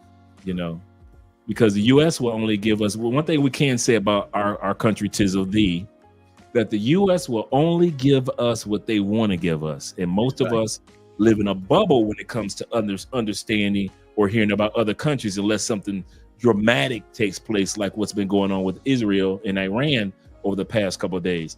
If it's not dramatic, the United States tells you nothing about other countries. Right. And so we got to find out these things on our own. We've had to, and so it is with our children. So one thing about living in a place like Colombia, I've tried to explain people that live out of the country. They're like, oh, why don't you fly to Miami, or why don't you fly here? I say, you won't believe that sometimes the ticket for me to fly from Dallas to Miami is more than the ticket for me to fly from Dallas to Colombia. Yes. That's the crazy part. So when you're there, for you to go to Cali to Medellin or somewhere, you can find those tickets for $50, $30. I mean, cheap flights. Yes. So there's nothing stopping you. Your child should be used to an airplane. That's like a weekend trip. To add to that, and that's one of the reasons why I want to live overseas, because while America is great, and like you said, Andre, you're living in a bubble and an aspect that, we have a neighbor like Canada that we're comfortable with. We're guarded by waters on two sides, and then you have Mexico down below. But we're isolated. It takes forever to fly anywhere from here. True. But if you're overseas already stationed somewhere, it's a lot quicker and a lot easier to hop on a plane at a way cheaper rate. Planes and trains. Yes. Planes and trains. The other thing that I thought about is our children will have the opportunity to be able to decide on which country instead of having the country decide for them. For most people that live in the United States, the reason why we love our country, 'tis of thee, so much is because it's the only country that most of us know. We know a little bit about Canada, and even less about Mexico, and even less about our surrounding Caribbean islands. And so when it comes to the United States, your choice, you're thinking like, why couldn't somebody find love in all 50 of these states? Exactly. Well, the United States only makes up 4% of the world. Actually, the statistic is United States makes up 4.23% of the world's population. So everything that you've ever learned about manhood, food, health, sports, politics, behavior, weather, everything that you've learned under the umbrella of 4.23% of what the actual global experience, how to drive, you learned it from only 4%. how to walk and approach women.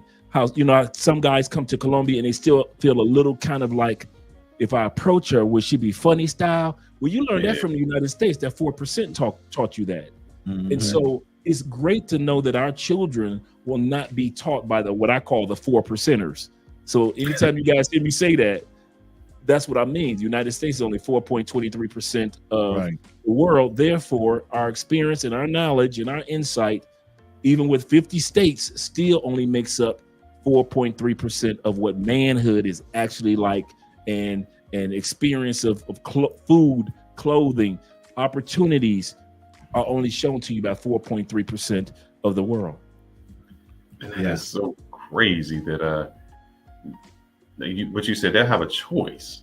I mean, I don't think a lot of people here ever even thought about having a choice of where you want to live. It was dictated to you. You know, when you ask Americans, what's the greatest country in the world? They say America. And then you say, well, where else have you been? They say, oh, I haven't been there anywhere else. You're like, well, what do you have to judge it off of? Where our children will have that global perspective. I mean, and if they decide they want to live in the States, so be it. If they decide that they don't want to, and I like what and I was thinking about this a few minutes ago, I like what Ronan was saying in regards to entrepreneurship or teaching them to establish themselves even while they're younger. So when they get older, they have the choice of if they want to live in the States, or if they can say, now I see why my daddy left. Yeah, it's too expensive here. I'm out. You know, it's cool to visit, but visit my grandmama, my aunties in the States. But yeah, I'm up out of here. I'm not about to pay all this for the same thing that I can get in another country. Shout out to my man T-Mac in the building. And T-Mac has given us a $10 Cash App. Shout out to you. And shout out to all you guys that are giving to the Cash App this evening. We appreciate that. We got 33 people in the building. Click that like button. We like you. Make sure you like us too. So let's give my man one of the videos.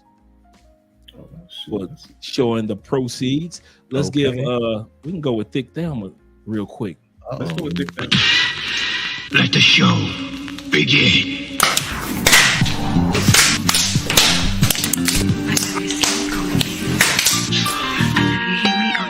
Lord Jesus. But you still don't pay me no attention. I seriously call you. You hear me on the radio. Lord Jesus. But you still don't pay me no attention. Meet me at the altar with that fat ass. We ain't getting no younger, but that ass fat. Shout out to my man T-Mac. Shout out to Thelma and to Spidey.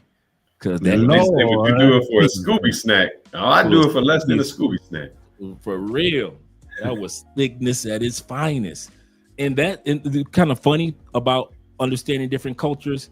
She's actually of African descent. Wow. She looked like she's Latin, but she's actually Afro-Latin. Who? Thick Thelma? Thick Thelma, the young lady that does that. She's actually that's where she got them Afro-Latin descent, even though them yams, you look at her facial features. Yes, them yams come from all our people. Yes, sir. Yeah. I was looking at her page, and her part of her page, she talks about her Afro-Latin heritage. And I bet she speaks a lot of languages. I was thinking about that. Just when you grew up, I think where did you grow up at, Andre? Your home, when you were born at? East side of Detroit. I'm sorry? East side of Detroit. All right. So unless you was having someone who was from Canada coming down, nobody was really speaking a different language. That was like a rarity. So imagine your child grows up and that's the norm. They say to other people, you only speak English or you only speak Spanish? So the norm is that. But question for both of y'all. Ronan, you have before you ask that, my people came from Louisiana, so they were speaking French, Creole, and English. So their first language was French. So you had a lot of light-skinned brothers down here talking French to these chicks, and I have a lot of family still coming in. I can't know about. I know that feeling. My first time over to Canada, and we were 17, and you could drink in Canada at 17. From Detroit, it's like across the street. Mm-hmm. And I'll never forget, I saw this beautiful sister, walked up on her, and she turned around and we asked for directions, and she started speaking in French. And that's when I discovered that they speak French in Canada, especially outside of Windsor. Shout out to you, T-Mac. And I discovered, Quebec, up in that region. And that's what she was telling me. She said, I'm from Quebec, and that's where we learned to speak. She said that's why I was raised speaking French. And also what T-Mac says, there's a lot of Middle Easterners, Arabs in Detroit. So I grew up with the international experience. Or like when I used to live in Chicago, you've got a lot of Latins in Chicago. So I've always lived in, it's kind of funny now I'm looking back on it. I've always lived in multicultural cities. So I'm so accustomed to being around more than one culture. And then in the feds, you're around everybody. You're around people that ain't even from the States. I'm around Africans that introduced me to fufu. I didn't know nothing about fufu until the African dudes made it in the feds, and they were like, "Try this, brother." And so now I'm learning what fufu is, and I'm seeing photos of Nigeria for the first time that looks nothing like what my perception of Africa is. I'm seeing guys build mansions with prison money in Mexico. That's when I realized how low the cost of living was in Mexico. So even when I was in the feds for those 10 years, those guys who were originally from other countries were still teaching me about life outside of the United States. And like Dre, you don't have to necessarily live in the United States to have a great life. There are other countries as well. So when I got out, that subconsciously followed me and brought me to the place where I am today. Right.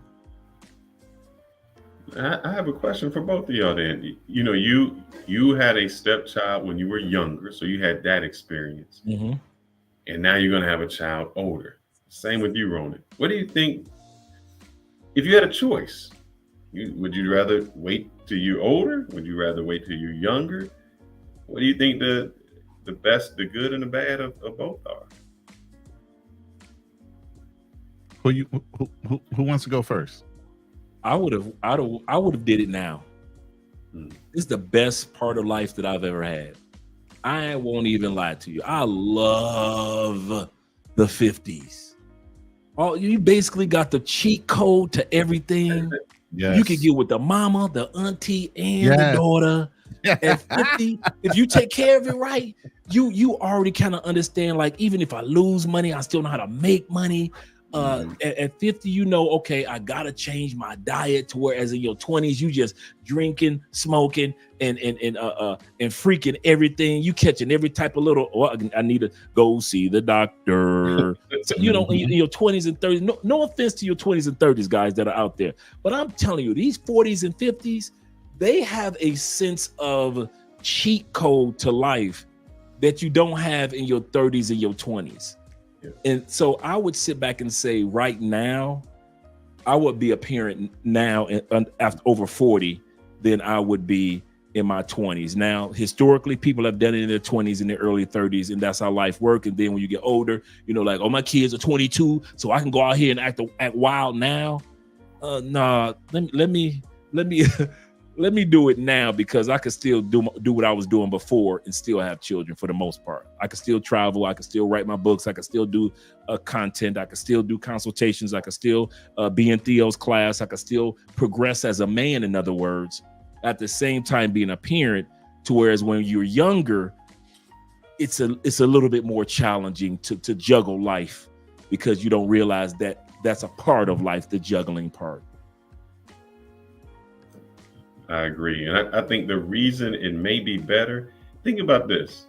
How many times have you seen people's children say, man, you treat my child, their grandchild, much better than you treated me? It's almost like you learned as you got older. You became more mature, more better. So when you're with the grandchild, you knew all the mistakes you made with the child, and you're like, nah, that's not really how you parent. This is how I should have parented. So they're actually a whole different person. Yes. And sometimes the kids were like, I wish you would have treated me that way. Why didn't you treat me this way? Yeah. But I agree with you in that sense. Yes. I told y'all there's gonna be a lot of envy if you have older kids. They're gonna look at how you treat these new ones. It ain't gonna be pretty. There's gonna be a lot of jealousy, just straight up hate. I got 2 for you guys. They say 2 of the benefits of being over 40, having your children, is a renewed sense of purpose. The responsibility of caring for a tiny human can be incredibly motivating. In other words, giving you a new sense of life, giving you new lenses to look at life through. You've already looked at the life through the lens of your wife or through your other children and through your own lenses. But to see a little you running around acting a fool at this, in this century, at this part of the century, is it brings youth to you as well as that younger person. Like we see with grandparents that often become younger when they hang out and have fun with their grandkids. Yeah, so true. I agree. I think, like you said, it gives you a purpose.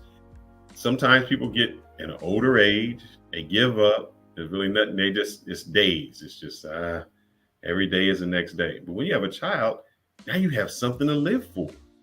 You want to live longer. You revitalize with life.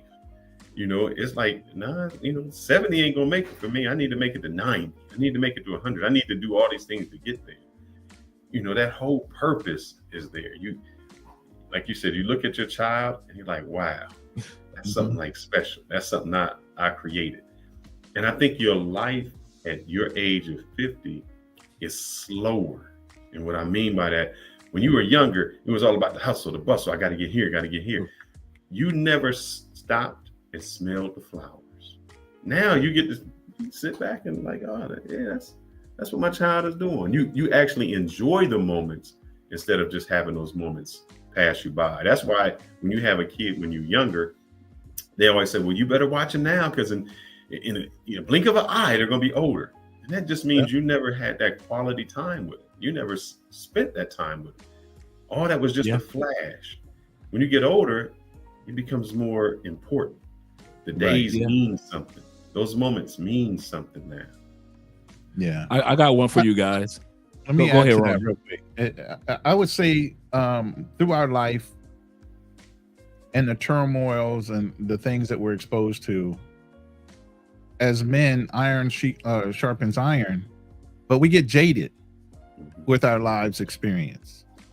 And through a younger, littler us, we can revitalize and let that jadedness go because the wonderment of watching them experience even the simple things that we now are comfortable with and take for granted, to watch them enjoy it. Man, I'm already envisioning it. Oh yeah. Some of the things I just take for granted because I just have it. It's no big deal. But for them, it's going to be a whole wonderment thing. Like, oh wow, what is this thing? And they're discovering it, and you're just watching them just enjoy the little things that maybe aren't so big of a deal to you anymore. And now you start to realize, like, man, okay, somebody sees that little thing as a big deal. I know you're going to show the super chat, and those first 2 words explains it. The first it 2 says words. Everything. Go ahead, read it, brother. It says, I'm 24, and I have to disagree with this topic. The reason you disagree is because you're 24. When you get about 20 more years, you'll say, that panel I watched, them guys were right on and spot on. They were absolutely correct. Man, brother, when I was 24, I thought I knew everything. You couldn't tell me. I knew the world. How some old dude gonna tell me how to do it? He just don't understand because you haven't lived out of touch. When your dad says, your dad or your mom says, I've already done what, when you try to get away with something, they be like, I did that already and I was better at it than you.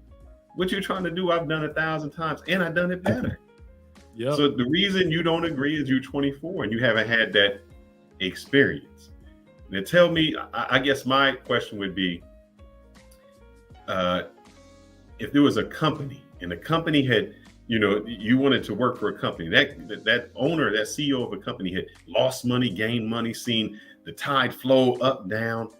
Would you want that person at the ship, the helm of the ship when things were going bad? Or would you want that new guy who was fresh out, never experienced anything, no life qualities?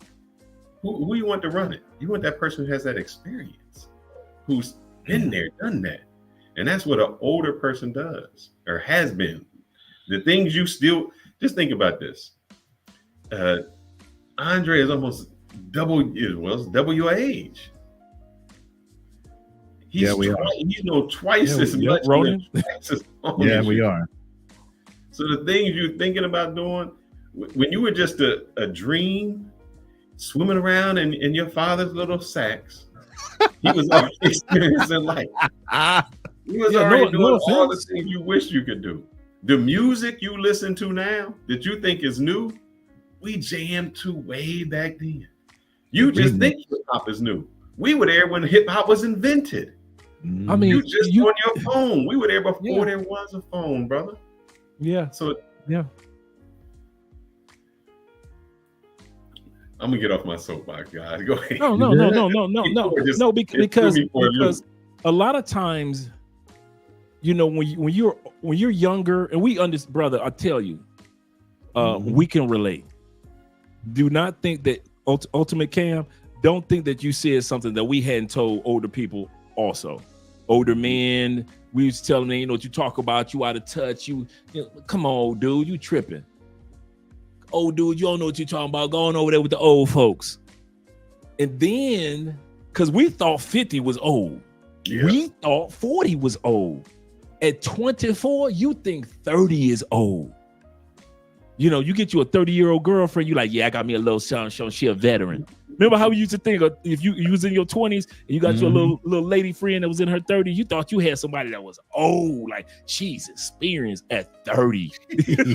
And then you realize that she a baby.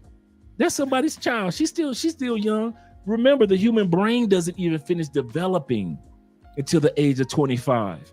Brother, this part of your brain that's not even in your head yet at 24. So do realize, we understand that you disagree because we disagreed too when we were 24. I kid you not. Facts. We're not mocking you. We're not putting you down. We're agreeing 100% with you because we were there and we told all the older dudes they did not know what they were talking about until we became the older dudes. And everything that they said, we're saying today. Life was better as a mature man compared to the immature men that we were in our 20s and early 30s. Mm-hmm. That's why they would call somebody like Andre, they call him Andre Damas. Because he already seen the future. What you trying to do? We seen that future already. We two steps ahead of what you're trying to do. Yeah. I was 24 when his mother walked into the bedroom with that pregnancy stick and said, "Baby, I'm pregnant." Mm-hmm. When his mother walked to his father and said with the stick, and she said, "Baby, I'm pregnant." I was 24 on that day. Mm-hmm. So I wouldn't. The other thing that you have to realize that older dudes won't do to you. We're old enough not to lie to you. Your partners, they still kind of young, so they're gonna go from they're gonna fantasize about how life should be, or they're just gonna tell you straight up lies that are not true. Us older dudes, we ain't got no reason to lie to you. We past that age and stage. We don't lie to women. We don't lie to ourselves, and we dang sure ain't gonna lie to our younger brothers. And so when it comes to understanding life, the beauty that you have, brother, you've got a long way to grow and a long way to go, and that's beautiful and that's amazing. And enjoy it, man. But yeah, take just a few of these tips that us older brothers are giving you, just like you take some of the tips from some of your homeboys out there. Right. I used to tell my son all the time, there's nothing you can think of that I ain't already done. Yeah. And he'll start running something. I say, I've done that. Been there. Done that one too. I've run borders. I've done some crazy crap when I was a kid or when I was younger. His age, especially being in the Marine Corps. Yeah.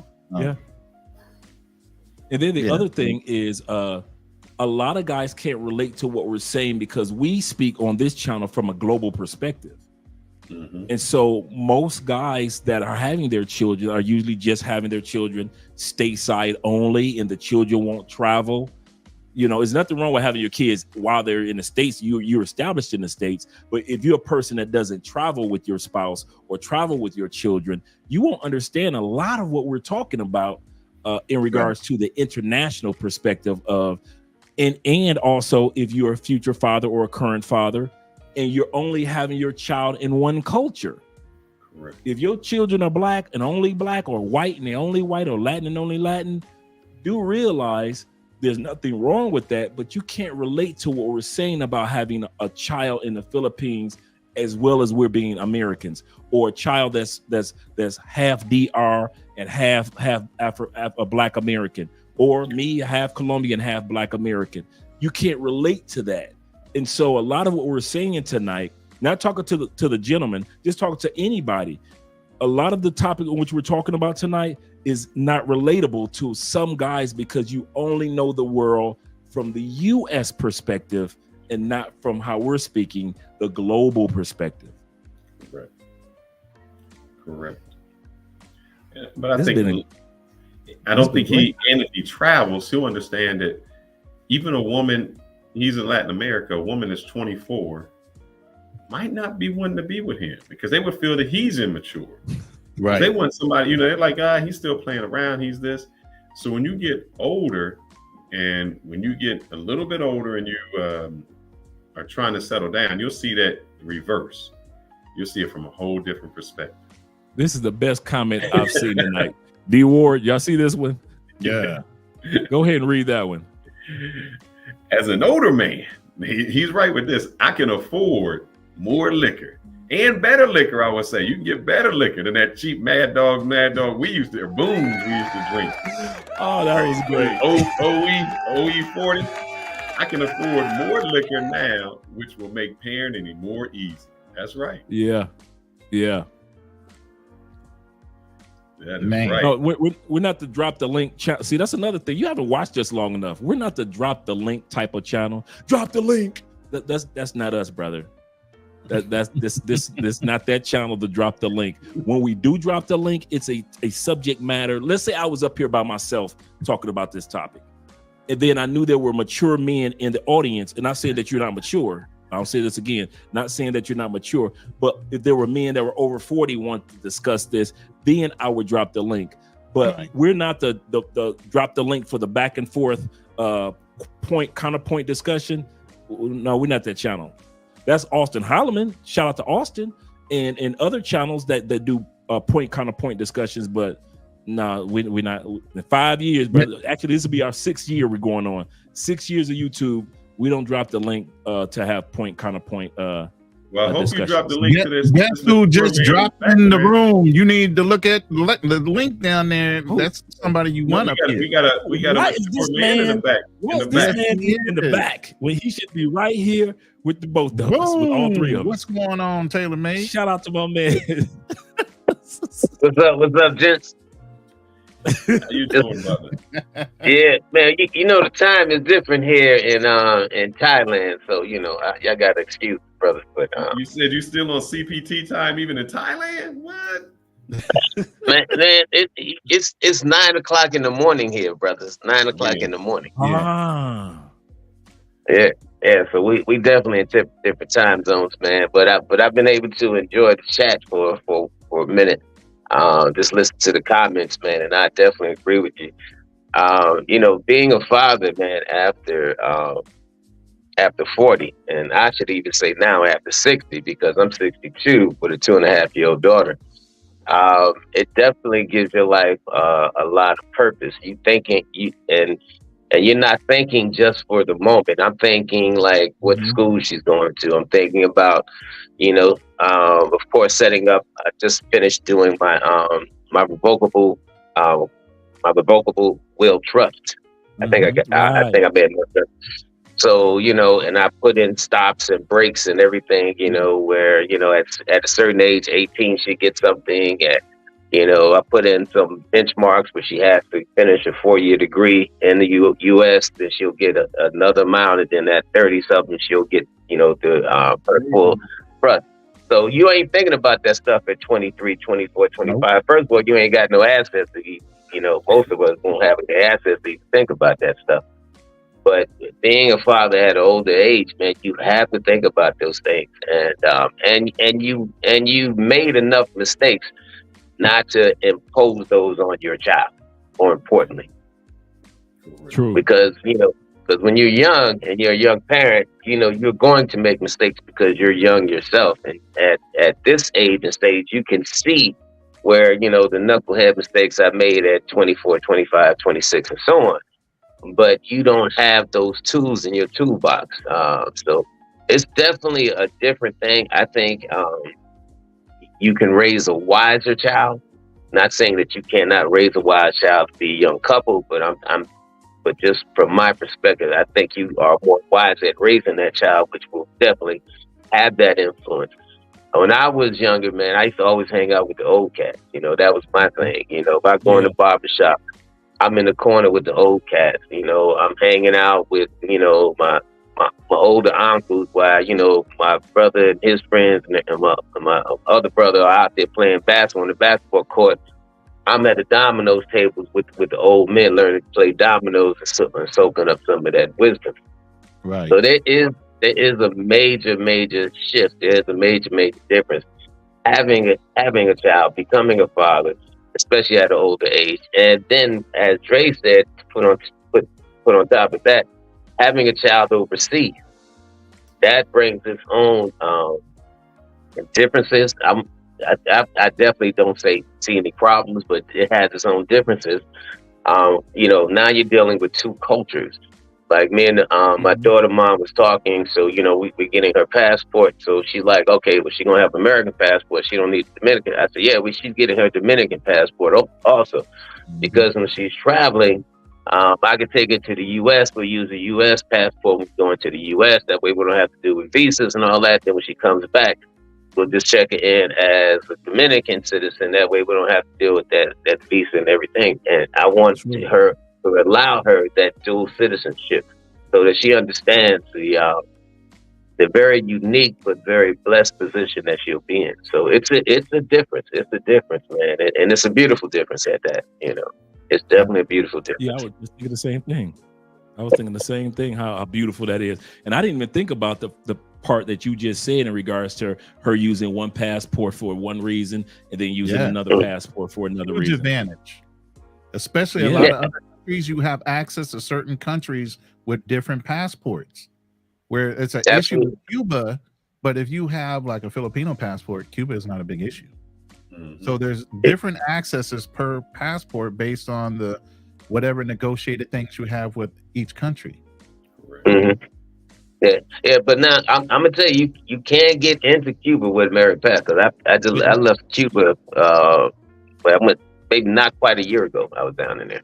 Right. Yeah. You'll have that Dominican bank account. That's gonna make the difference. You in Cuba, you can't spend no money. You can't use that visa over there. Yeah, that Dominican. Very true. Very true. Now, because when I was in Cuba, there were certain spots that that are government owned, and had I had my visa, because I have Dominican Visa card. So if I had that visa, you can actually use it in those spots. Exactly. So I'm not saying I use it. I did. But I'm saying, had I had it, you can actually use it, and you won't have any problems. That you are absolutely correct, brother. Absolutely, 110% correct. Yes, sir.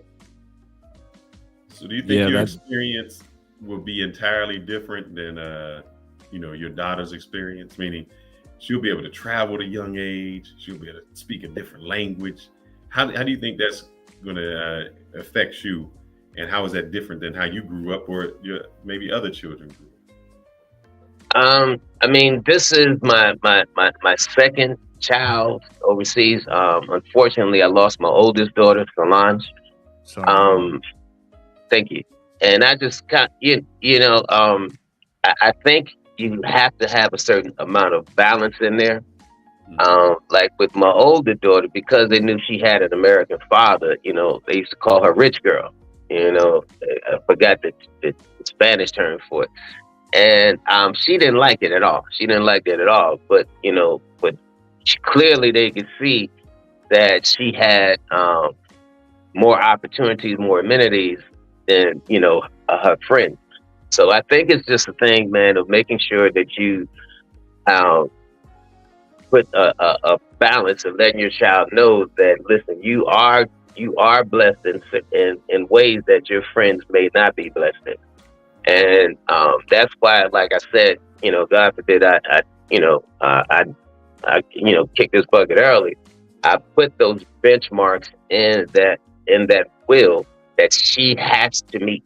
Do I necessarily believe a child or any person needs a degree, a college degree to be successful these days? Not at all.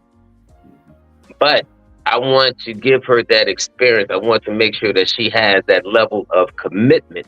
Because going to college now, it's for me, it shows, and I think with even a lot of employers, it shows that you have a certain level of commitment. It's just like with your credit. A lot of people say, well, you have that, they don't pay their bills, but what it shows is the companies is you don't have the willingness to pay. Not that you cannot pay, but your willingness to pay. That shows that level of commitment. So, True. you have to instill those things in your child. So I think by me being an older person, having traveled the world, having seen a lot of life, having been there, like y'all said before the iPhone, before all this thing, I could still in my child, that sense of direction, that sense of commitment, because I do demand excellence from her. Absolutely. I will demand excellence from her. And it does not make a difference if my daughter does not consider me a friend at this age, as she gets older, as long as she knows, that I love her, that I'm proud of her, that I'm pushing her for excellence. Because me and my mother wasn't friends until I was 20-something years old, till I understood where she was trying to get me to go. And I think too many of these young people, man, now all these young people want to be their child's friend, which is ridiculous. And that's why you got these kids out here acting crazy, showing levels of depression that's never been seen. That's never been seen. Because now you can't even go to your parent because your parent is just as depressed as you. Y'all talking about that instead of that parent being that instead of that parent being a parent, going to be a friend of that child. So there's just a lot of shit you see, man, especially when you come outside of the U.S. and you think about what the problems that may seem enormous in the U.S. When you go outside and you're looking at it from the outside perspective and watching how other people live, you're wondering what the fuck are they talking about? You really just got to wonder what the fuck they talking about. So like I said, knowing all that, having all that knowledge, man, I know I can give my daughter probably that old sense of you ever remember, man, there's always one kid in the neighborhood that got that old soul. Mm-hmm. My wife. Yes. Yep. So, you see them at 12 and 13. It's like, man, this kid's been here before. I'm starting to see that in my daughter, because she's truly 2.5 going on 40. I mean, Right. truly 2.5 going on 40. And I'm happy to see that, man. I'm happy to see that old soul in her now.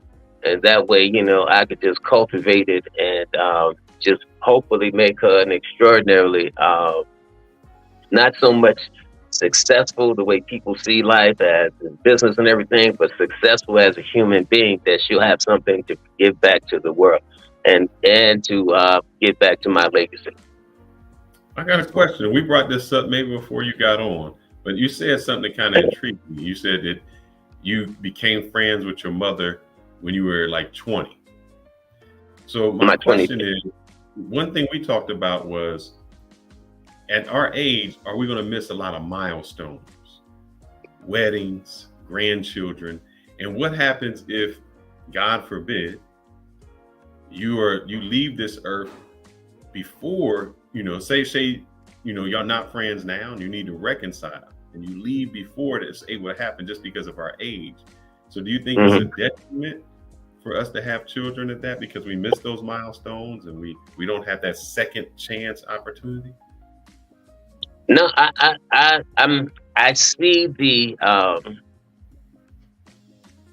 I see the unfairness in it.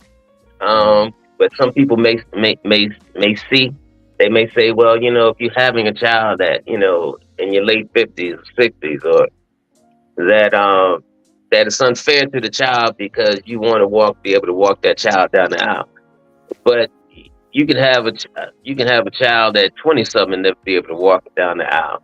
I don't think that should be the standard or the benchmark that you should consider to not enjoy that part of your life.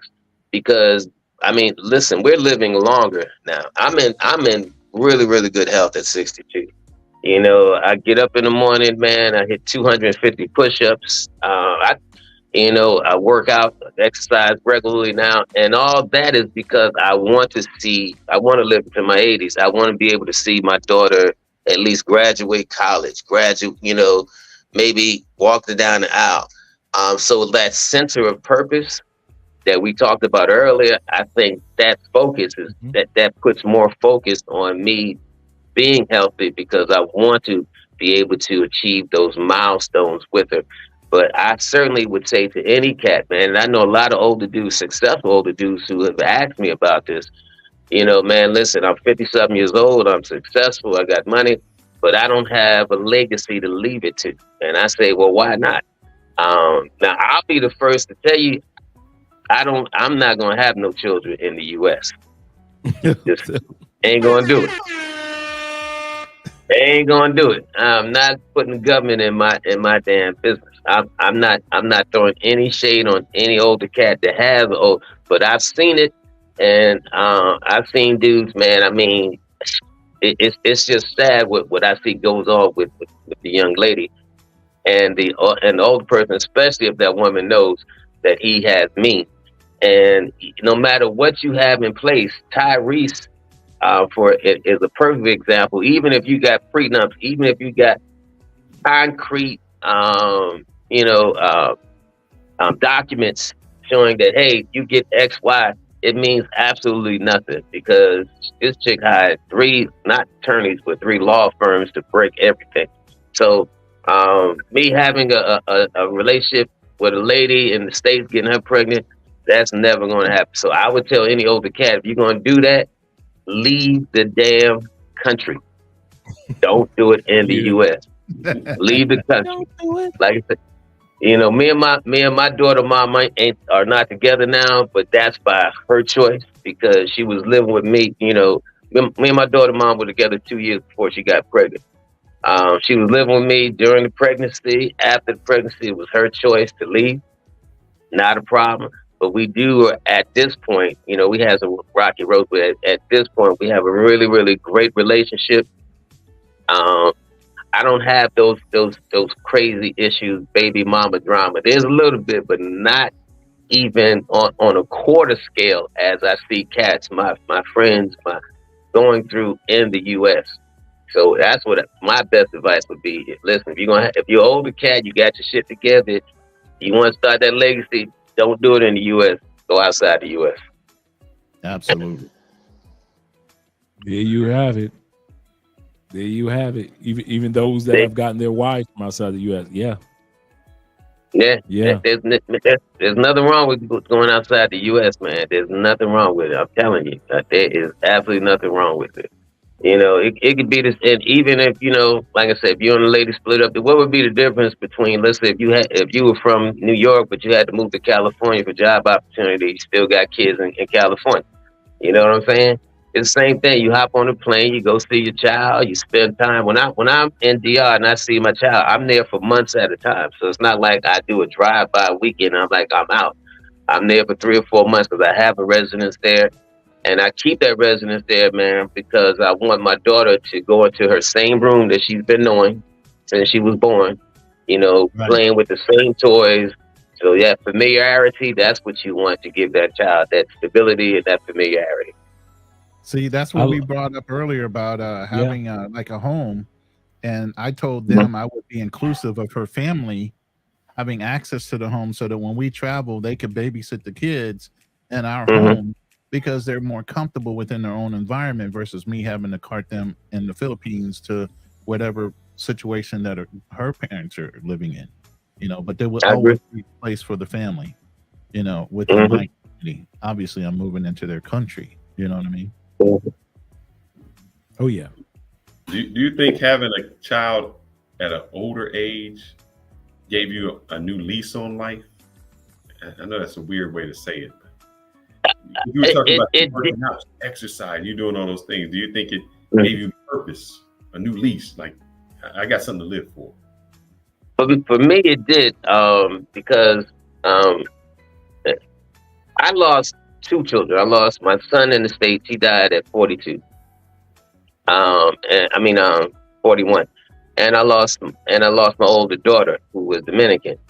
So losing 2 kids, man, I mean, honestly, there was a lot of brokenness inside me, man. The worst thing that can happen to any parent, any person, man, is to bury your child, because it's not natural. There's nothing natural about burying your child. And remember at my daughter's funeral, man, I honestly, man, when they lowered that casket, I'm watching them lower that casket. Half my heart is went in that grave, man. I was just broken. And time definitely helps heal. It does not. It definitely does not replace the love that you have. I remember one day, man, because my brother unfortunately got killed, and I was in my room crying. I was visiting my mother. My mother said, "What are you crying about?" I said, "Well, thinking about Solange, thinking about Julian." And I asked my mother, I said, how did you get rid of this pain? And my mother looked at me and said, she said, "What makes you think I got rid of the pain?" She said, "If you lose an arm," she said, "will you still miss that arm?" I said, "Of course." She said, "That's the way you're going to have to be." She said, "But now you're missing 2 arms, unfortunately." She said, "But it does get better." And it does. So yeah, it gave me that sense of purpose, man, because honestly, it was like when my daughter was born, man, I did a video, I put it up there, I played that Stevie Wonder record, "Isn't She Lovely?" And man, it just brought back all those feelings, man, of being a dad, because I missed, hearing daddy, like my daughter always said, "Daddy, daddy, daddy." Some days, she would just call and talk, and I'd be like, I just put the phone down, man. I'm like, good God, this child, please stop talking. But I missed all that. So by having my daughter Amber, man, it just brought a new purpose, a new direction in my life, man, and it definitely helped heal some of those hurts, some of those wounds that had been just kind of eating me up inside. And like I said, man, having a child, period, does not always mean it's going to come out the way you want, because people talk about, well, you may die, but you talking to a person who's lost 2 kids, so it doesn't always go the way that we want. So definitely do not let that stop you. Excellent point. Excellent point. The brother came in with some words of inspiration. Now I know. I told you, that's why, Andre, that's why I said I wanted to start off with the bad, and we end up with that good. It makes you it makes you feel good, it inspires you, It does, man. It's a beautiful thing. It's a beautiful thing, man. I'm trying to wait for Andre to start making them babies, man. Give me a reason to come to Colombia. Hey, our plan is next year for numero uno. That's what we've already been going to the doctors. We've been getting everything set up. So next year, that's the year in which we officially are going for numero uno. So we're excited about it. You go through that excitement, nervousness, but it's a good thing overall, especially since we're such a close couple off camera. Mhm. It's like the couple y'all see on camera just amplify the closeness off camera. We really are friends, and as well as a loving couple at off camera as well. And so that helps us out in that dynamic. She's already talked about how she's going to be when she's pregnant and how she's going to act and behave. And I'm like, okay, we'll see once that day happens. You might be the exact opposite. But I need that baby sound right now. I know, right? I know. So, you know, we kind of run to the corner market to get some pickles and some peppermint ice cream and stuff like that. Run to the corner market, man. Listen, I am in the age of Uber. All I gotta do is hit Rappi. It's gonna be delivered in about 15 minutes anyway. See, these are benefits of the era that we live in. Hello. You can just get it all That's what I'm saying. You're right about that. It can be delivered. You don't have to run nowhere. Yep. Baby formula, Pampers, all that stuff can be delivered in 10 minutes. so that's the cool part about this era in which and that's a good point of fatherhood, you know, at this stage with tailor-made dreams. Parenting is a completely different dance in this technological world of you be able to see your children. If I'm in another country like tailor-made dreams, he's able to do a video chat. That wasn't like that when we were kids. Oh yeah, no way. You know, with your parents or if your father was in the military and he was based out of the country, there was no really video chat on a regular basis to be able to do those things. Last night I used this as an example. Remember Dick Tracy? Yeah. Dick Tracy, what do we got on our wrist now? Dick Tracy. Yeah. Dick Tracy had it back in the day. Yes, he did. That's crazy Yeah, to me. I I was know. just saying that yesterday. I know I said this, and I think, you know, anybody who lost their parent, and like I lost my mom, my father, and I can have the memory of what they sound like, or memory of, you know, their actions, but it's just that few glimpses, like that one Polaroid picture you have, or that one picture you had to get developed. And I'm thinking about it now. You can actually make videos for your child. A whole diary of who you are. No, they don't have to live through that one photo, that one event, that one time. We got it right here. I mean, you can tell your whole life story every day with them, telling them who you are, what you are, how much you love them. So that even if you aren't around when the grandkids are, they say, hey, you want to meet your grandfather? Watch this. This is who he was. And you can make messages now. I mean, my wife, I know when she's driving to work, she'll make messages on the phone about, and this the child not even born yet in the stomach. Hey, this is what I'm thinking about. This is how my day is with you. And just imagine if you had that when you're older. So anytime you lost your confidence, you didn't feel it, you have the inspirational words of Andre, you know, Granddaddy Andre, Daddy Andre saying something to you. You know, my daddy tailor-made dreams saying something to me, right hand. You know, Ronan telling me about his military experience. Later years can go for your kids, your grandkids. So we live in the best age now that we didn't have when we were young. I'm glad you brought that up, Felix. Matter of fact, because I saw a movie about that same situation that you're speaking about, and how the man left just different. Well, at that time, I think that in the movie it has like DVD players, DVD discs. But I'm actually, man, going to get a number of, you know, those small little USB things, and I'm actually going to start documenting that and just put them in an envelope. You know what I'm saying? Just put them in an envelope and just throw them in a safe, man. And you know, after I'm here, if I happen not to be at my daughter's wedding, you know, she'll still have me.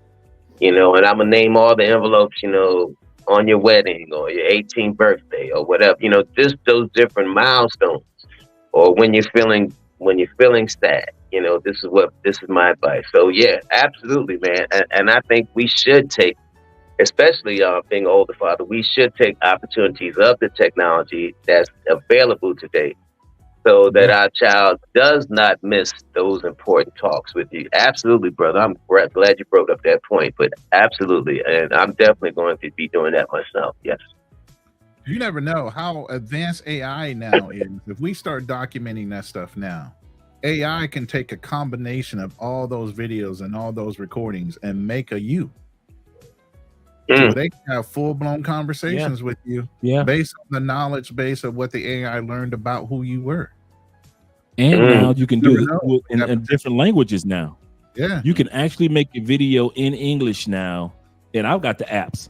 You can make a video in English of you just speaking in English, and you take that AI in that same video and it'll translate you into Spanish, and you're literally speaking Spanish. Your lips Your movement, voice, yes. in your voice, it'll be your voice, it'll be your lips moving, it'll be as if you were fluent in that particular language, or in French or in Swahili. So I was just telling everybody that ChatGPT has an upgrade now, the mobile app. You can actually, if you download the new ChatGPT mobile app, it has a button for audio. It will interpret real time for you. You can say, I speak English, she speaks Ilocano. Can you please interpret everything I say into Ilocano and anything she says back into English? And it live translates in real time everything that you say verbally to her in her language. That's just in an app right now for ChatGPT. Yeah. So it's incredible how fast AI is growing. I was trying to think of the word, a hologram. You know, when they have the 3D hologram, you go to a concert, so you got standing up your whole hologram right there. So amazing. And what you gave me a bright idea, Taylor May, man. That was, I think that's important for all of us on this panel to do. You know? Absolutely. It's definitely in the works. Yep. For all those times. Sir. And I think, you know, and it's crazy because shout out to the lead attorney. I was watching him yesterday, and you know, he has cancer. He's going through a cancer battle. Yeah. He was playing some videos, and there was a guy on there, and he said he was a YouTuber. He said, if you watching this, I'm already gone. Wow. And it was so deep to hear that.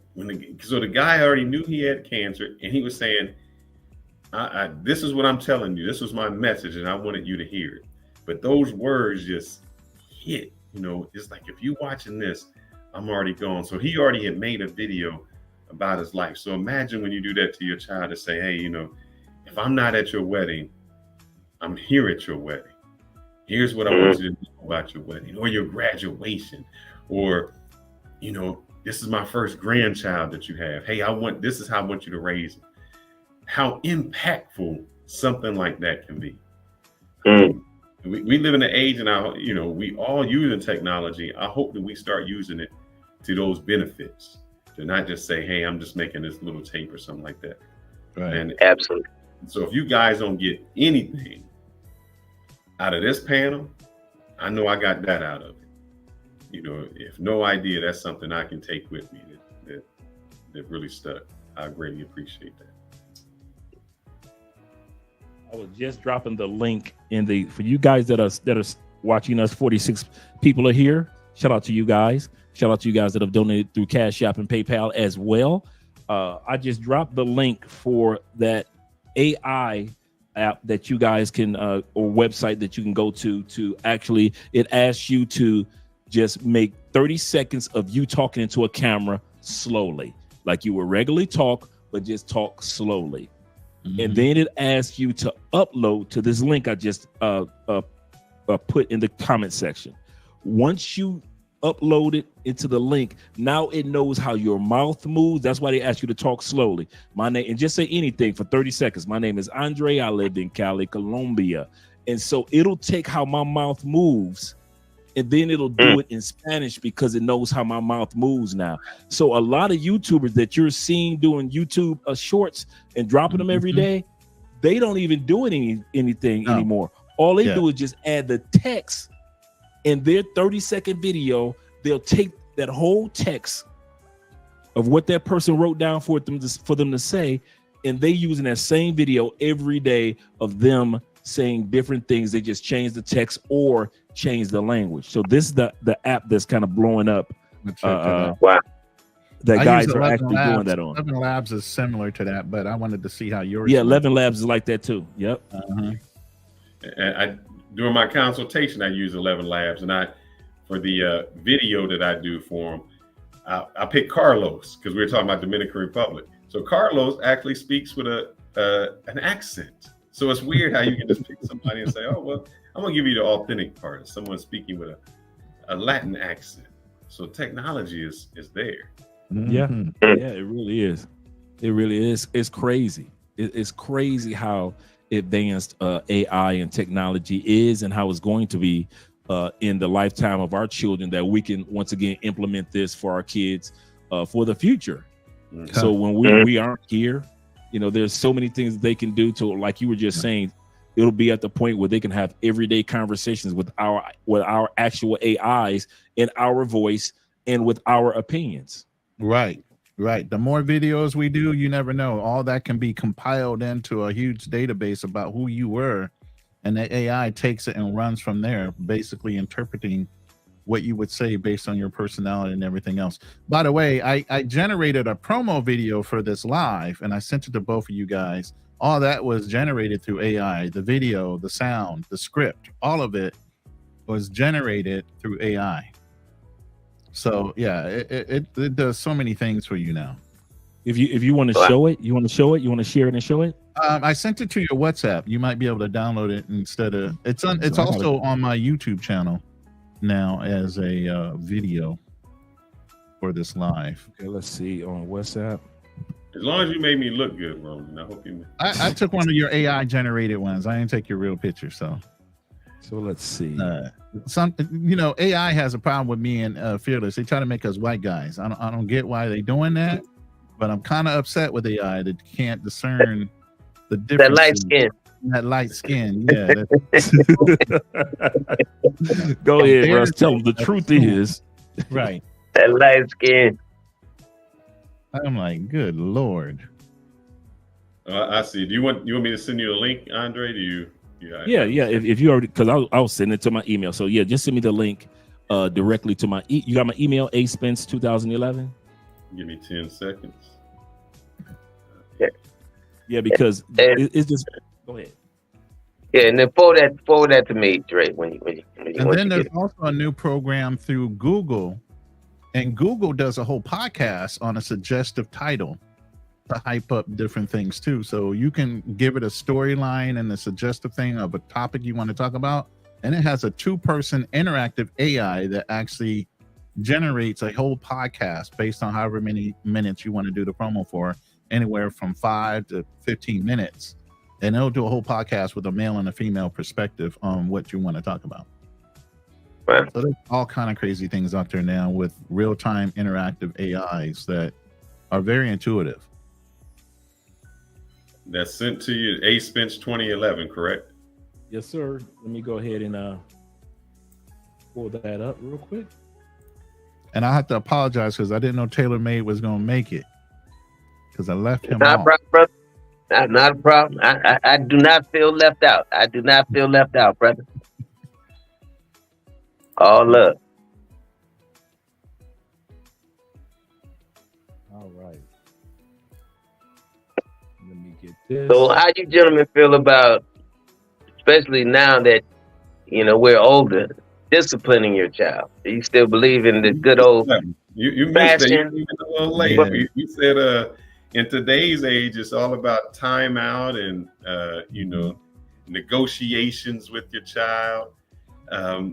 And so I'm on the fence. I know that there's probably a better way of raising it, because mine was, whip you at everything. Everything was a spanking. Everything was getting it. So I think being a little bit older, I think I have a little more patience that everything that deserves corporal punishment, that you can actually talk to your child and give them lessons through that. But I still believe that some things may require Eventually, yes. But I also believe that if you do it when they are younger, you don't have to do it when they're older. And Taylor, I gave them a story earlier, how I raised my 4 sons. I gave them consequences before I would use corporal punishment as a first resort. I would ask them, and this started off when they were very young, and it started off at a very young age at 4.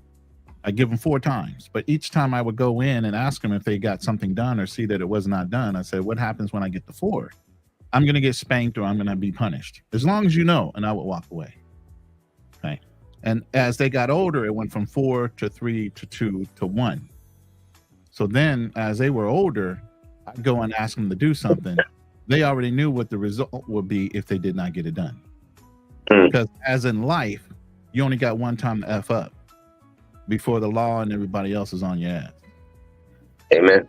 So how do you feel about that, Taylor Made? One thing is you older. Then I know in DR, a lot of it's, they coddle the kids. They really coddle them. So what's your perspective on that being a little bit older? You ready for a night that's going to blow your mind? I'm not. I'm not a coddler. And my daughter had this thing with saying no all the time. Every time you ask for something, no. And and I was trying to be patient, and then I had to tear that little ass up. And her mother tell her to do something, she'll say no. Then I look at her, and she'll be like, okay.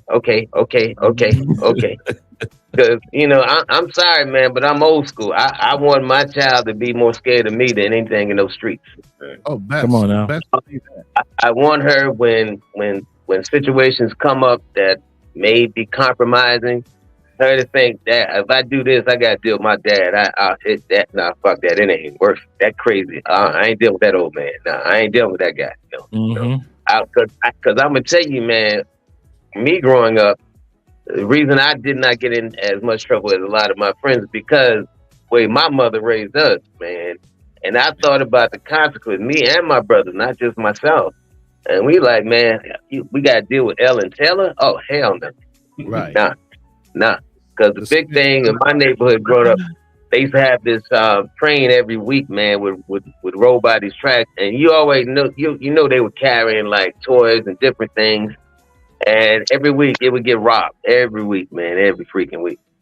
And those other cats, man, they could rob, go out in the neighborhood and sell it. I couldn't do it. I couldn't bring nothing home. If I brought a pair of socks home, my mother would be like, where you get those socks? Well, I was out with Robbie and his mother. I went shopping with them. Give me Robbie's mother phone number. She was calling. Did you buy my son a new pair of socks? She wanted to know what. So for me, it just was not worth it. So I'm saying all that to say, I want my daughter to think the same way I think. And listen, if I do this with my friends, I got to deal with my dad. It's just not worth it. Just not worth it. So now I'm not doing all that time out shit. That's not me. I'm just gonna be straight up and honest with that. Is not me. I want her when she see me, all right, Dad, everything good. I'm sorry. I'm just not doing it. I ain't got time for it, man. Like I said, I'm older now, so I ain't got time for that shit. No, we old school all the way, goddamn. We old school all the way. And her mother knows, man. When I pat on her butt, she got a pamper, so she ain't feeling nothing.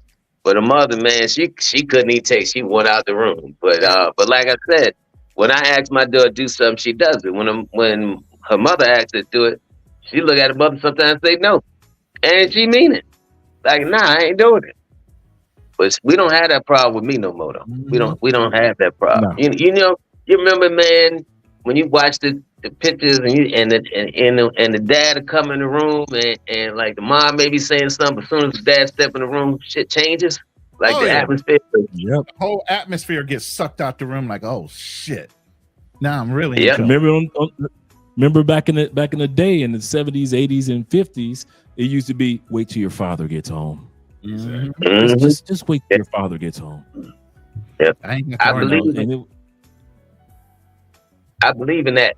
I absolutely believe in that. Mm-hmm. That's all I got to say on that. Absolutely believe in that. And I have to agree with Taylor in regards to you want your children to have at least a sense of fear for respect for you as a parent. Mm-hmm. And I'll tell you how my story. I'm on the west side of Detroit. Now, I'm an east sider. I ain't got no business on the west side, but I'm over there hustling.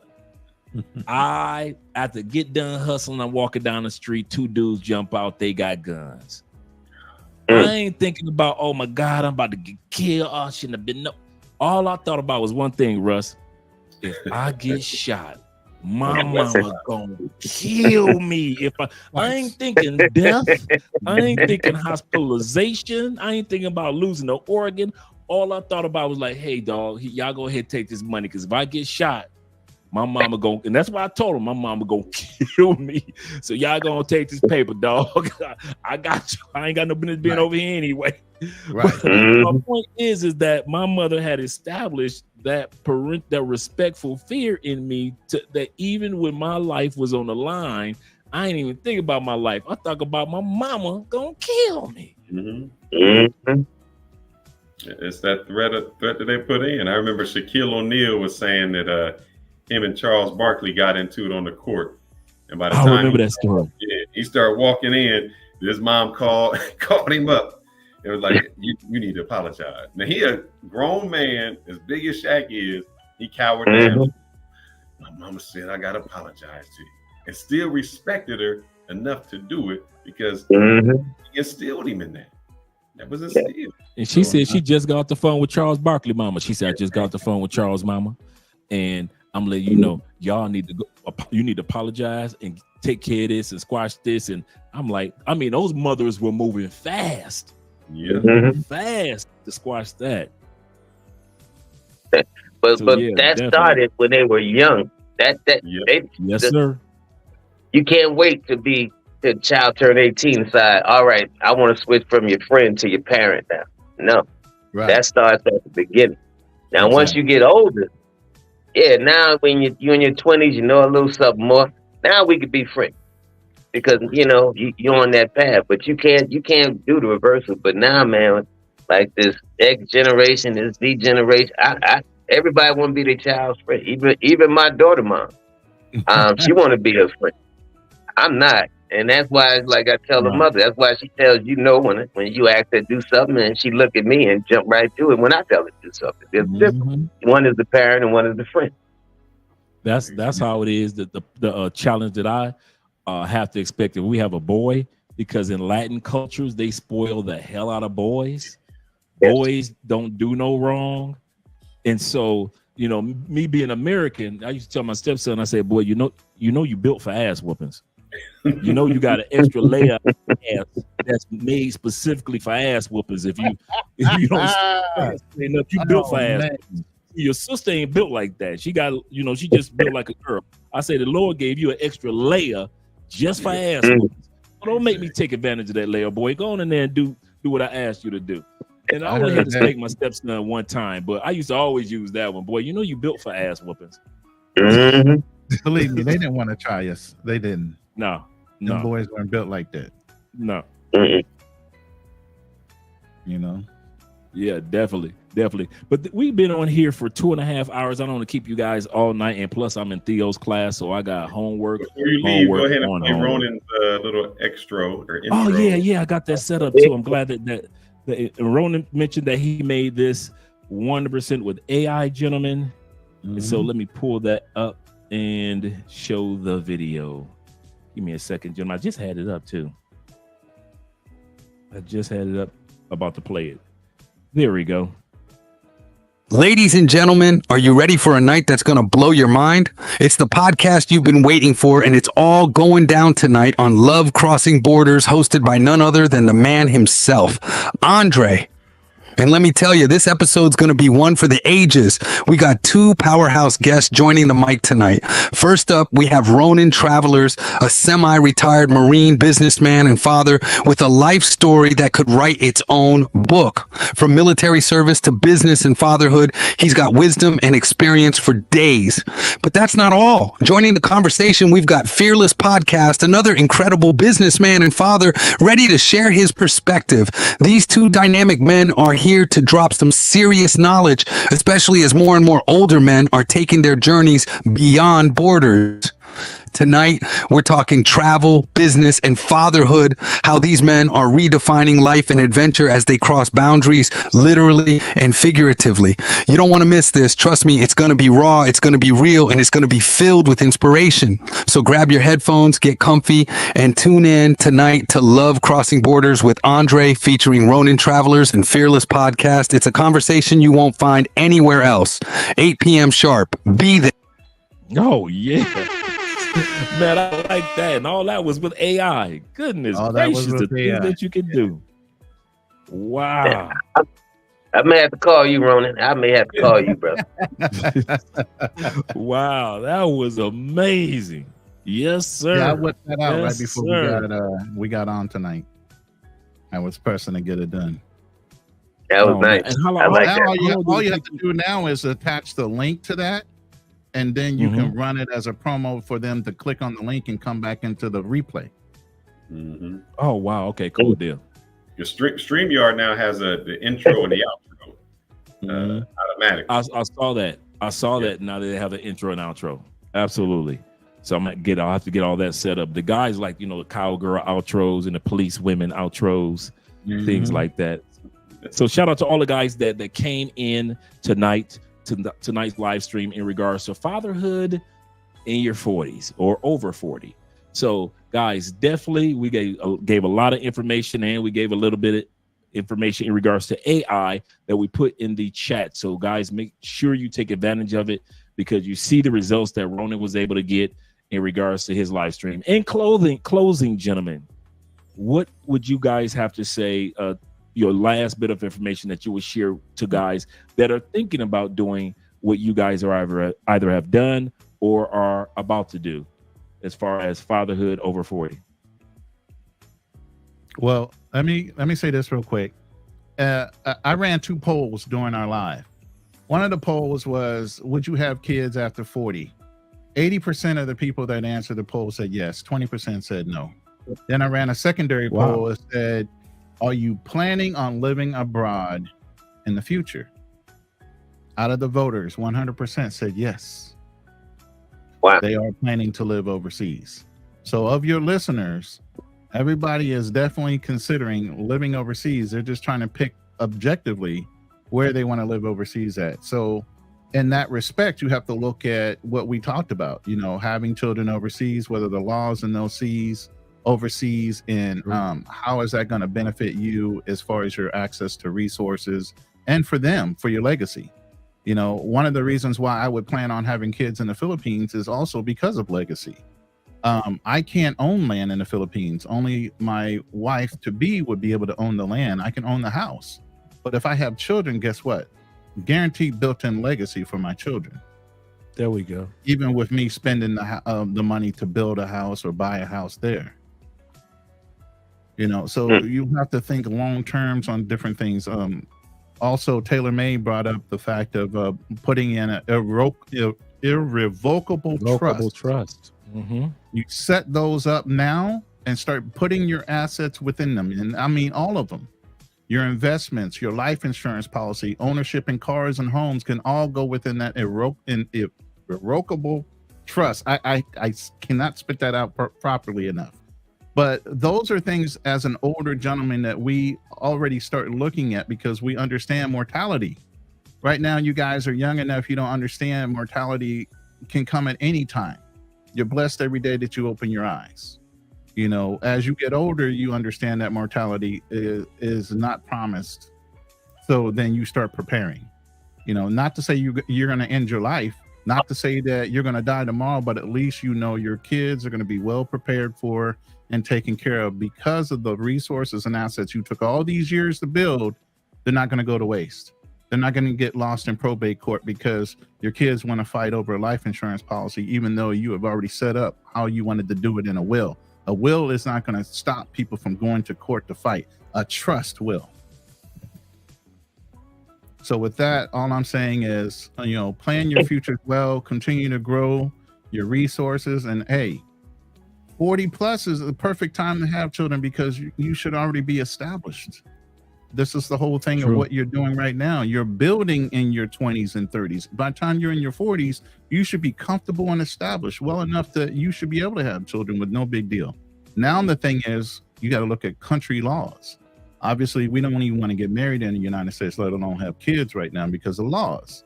So, going overseas are going to be your best options. And I'm going to land my plane with that. There we go. Great statement. Russ? Yeah, I would say concentrate on your health, because health is your wealth, man. Without your health, you can't do anything, especially as you get older. There's certain exercises I think at a certain age you need to do, because you got to keep your strength up, because if you don't, man, trust me, you will lose it. Like they say, if you don't use it, you lose it. So there's certain exercises I do every day. I'm still working. I just started back working out with weights. Like I said, I do my 250 push-ups a day, and I started out 6-7 months ago, man, on my knees, trying to do 5, and now I'm doing 250 off my knees. So your health and that living revocable trust is a must. Is a must. And within that, like any investments I got going on, the beneficiary on all of my investment is that living revocable trust. That's the beneficiary on everything. And like I said, within that living revocable trust, I have exactly lined up how I want it. And like I said, you can set benchmarks in there also that your child must meet in order to receive those funds. So those two things, man. Concentrate on your health, concentrate on what you want to happen in case of your demise, and you'll be good. You'll be able to sleep at night. And that's the main thing, man. I want to be able to lay my head down and not wonder what's going to happen to my investments, the money after I'm long gone. You just want as much peace as you want. So, man, concentrate on your health, do some healthy things, man. Just make it a healthy lifestyle. That means you got to go crazy, but y'all know what I'm saying, man. Get into that more healthy lifestyle, man.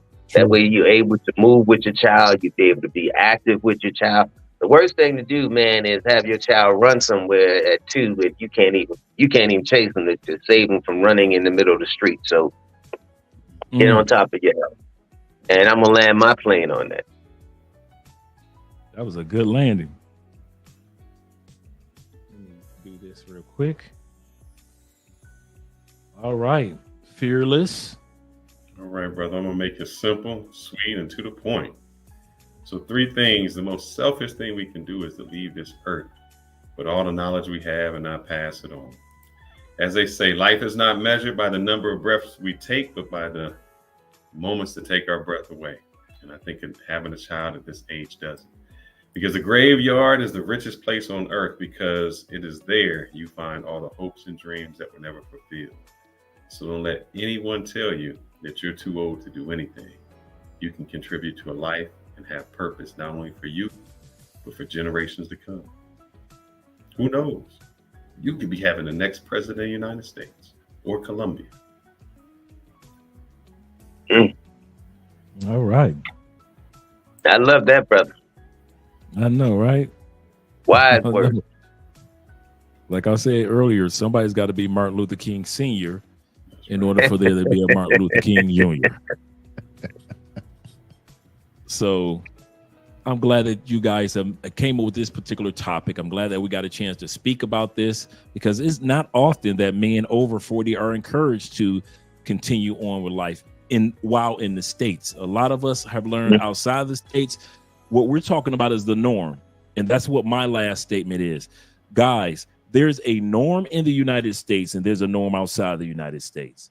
On this channel, we try to promote the norm that's outside the United States. Remember what I mentioned before, the United States only makes up 4.23% of the US planet. I mean, of the planet. So therefore, your experience of parenting or older, younger relationships is completely different when you're not in the States. So do realize, those of you that want to be parents like Tailor Made Dreams and like others, that get your woman from outside the states, or you move to another move to another country, realize the opportunity is still there. The United States teaches you that when you hit a certain age, you need to retire from accomplishing whatever you need to accomplish.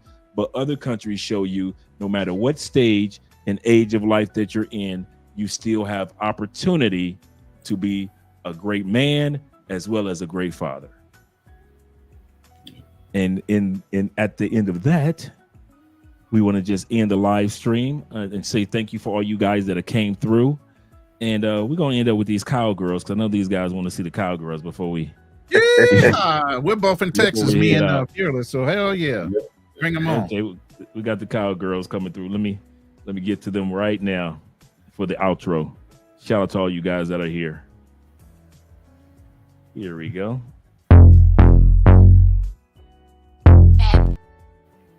Oh man, you got my hopes up. Come on.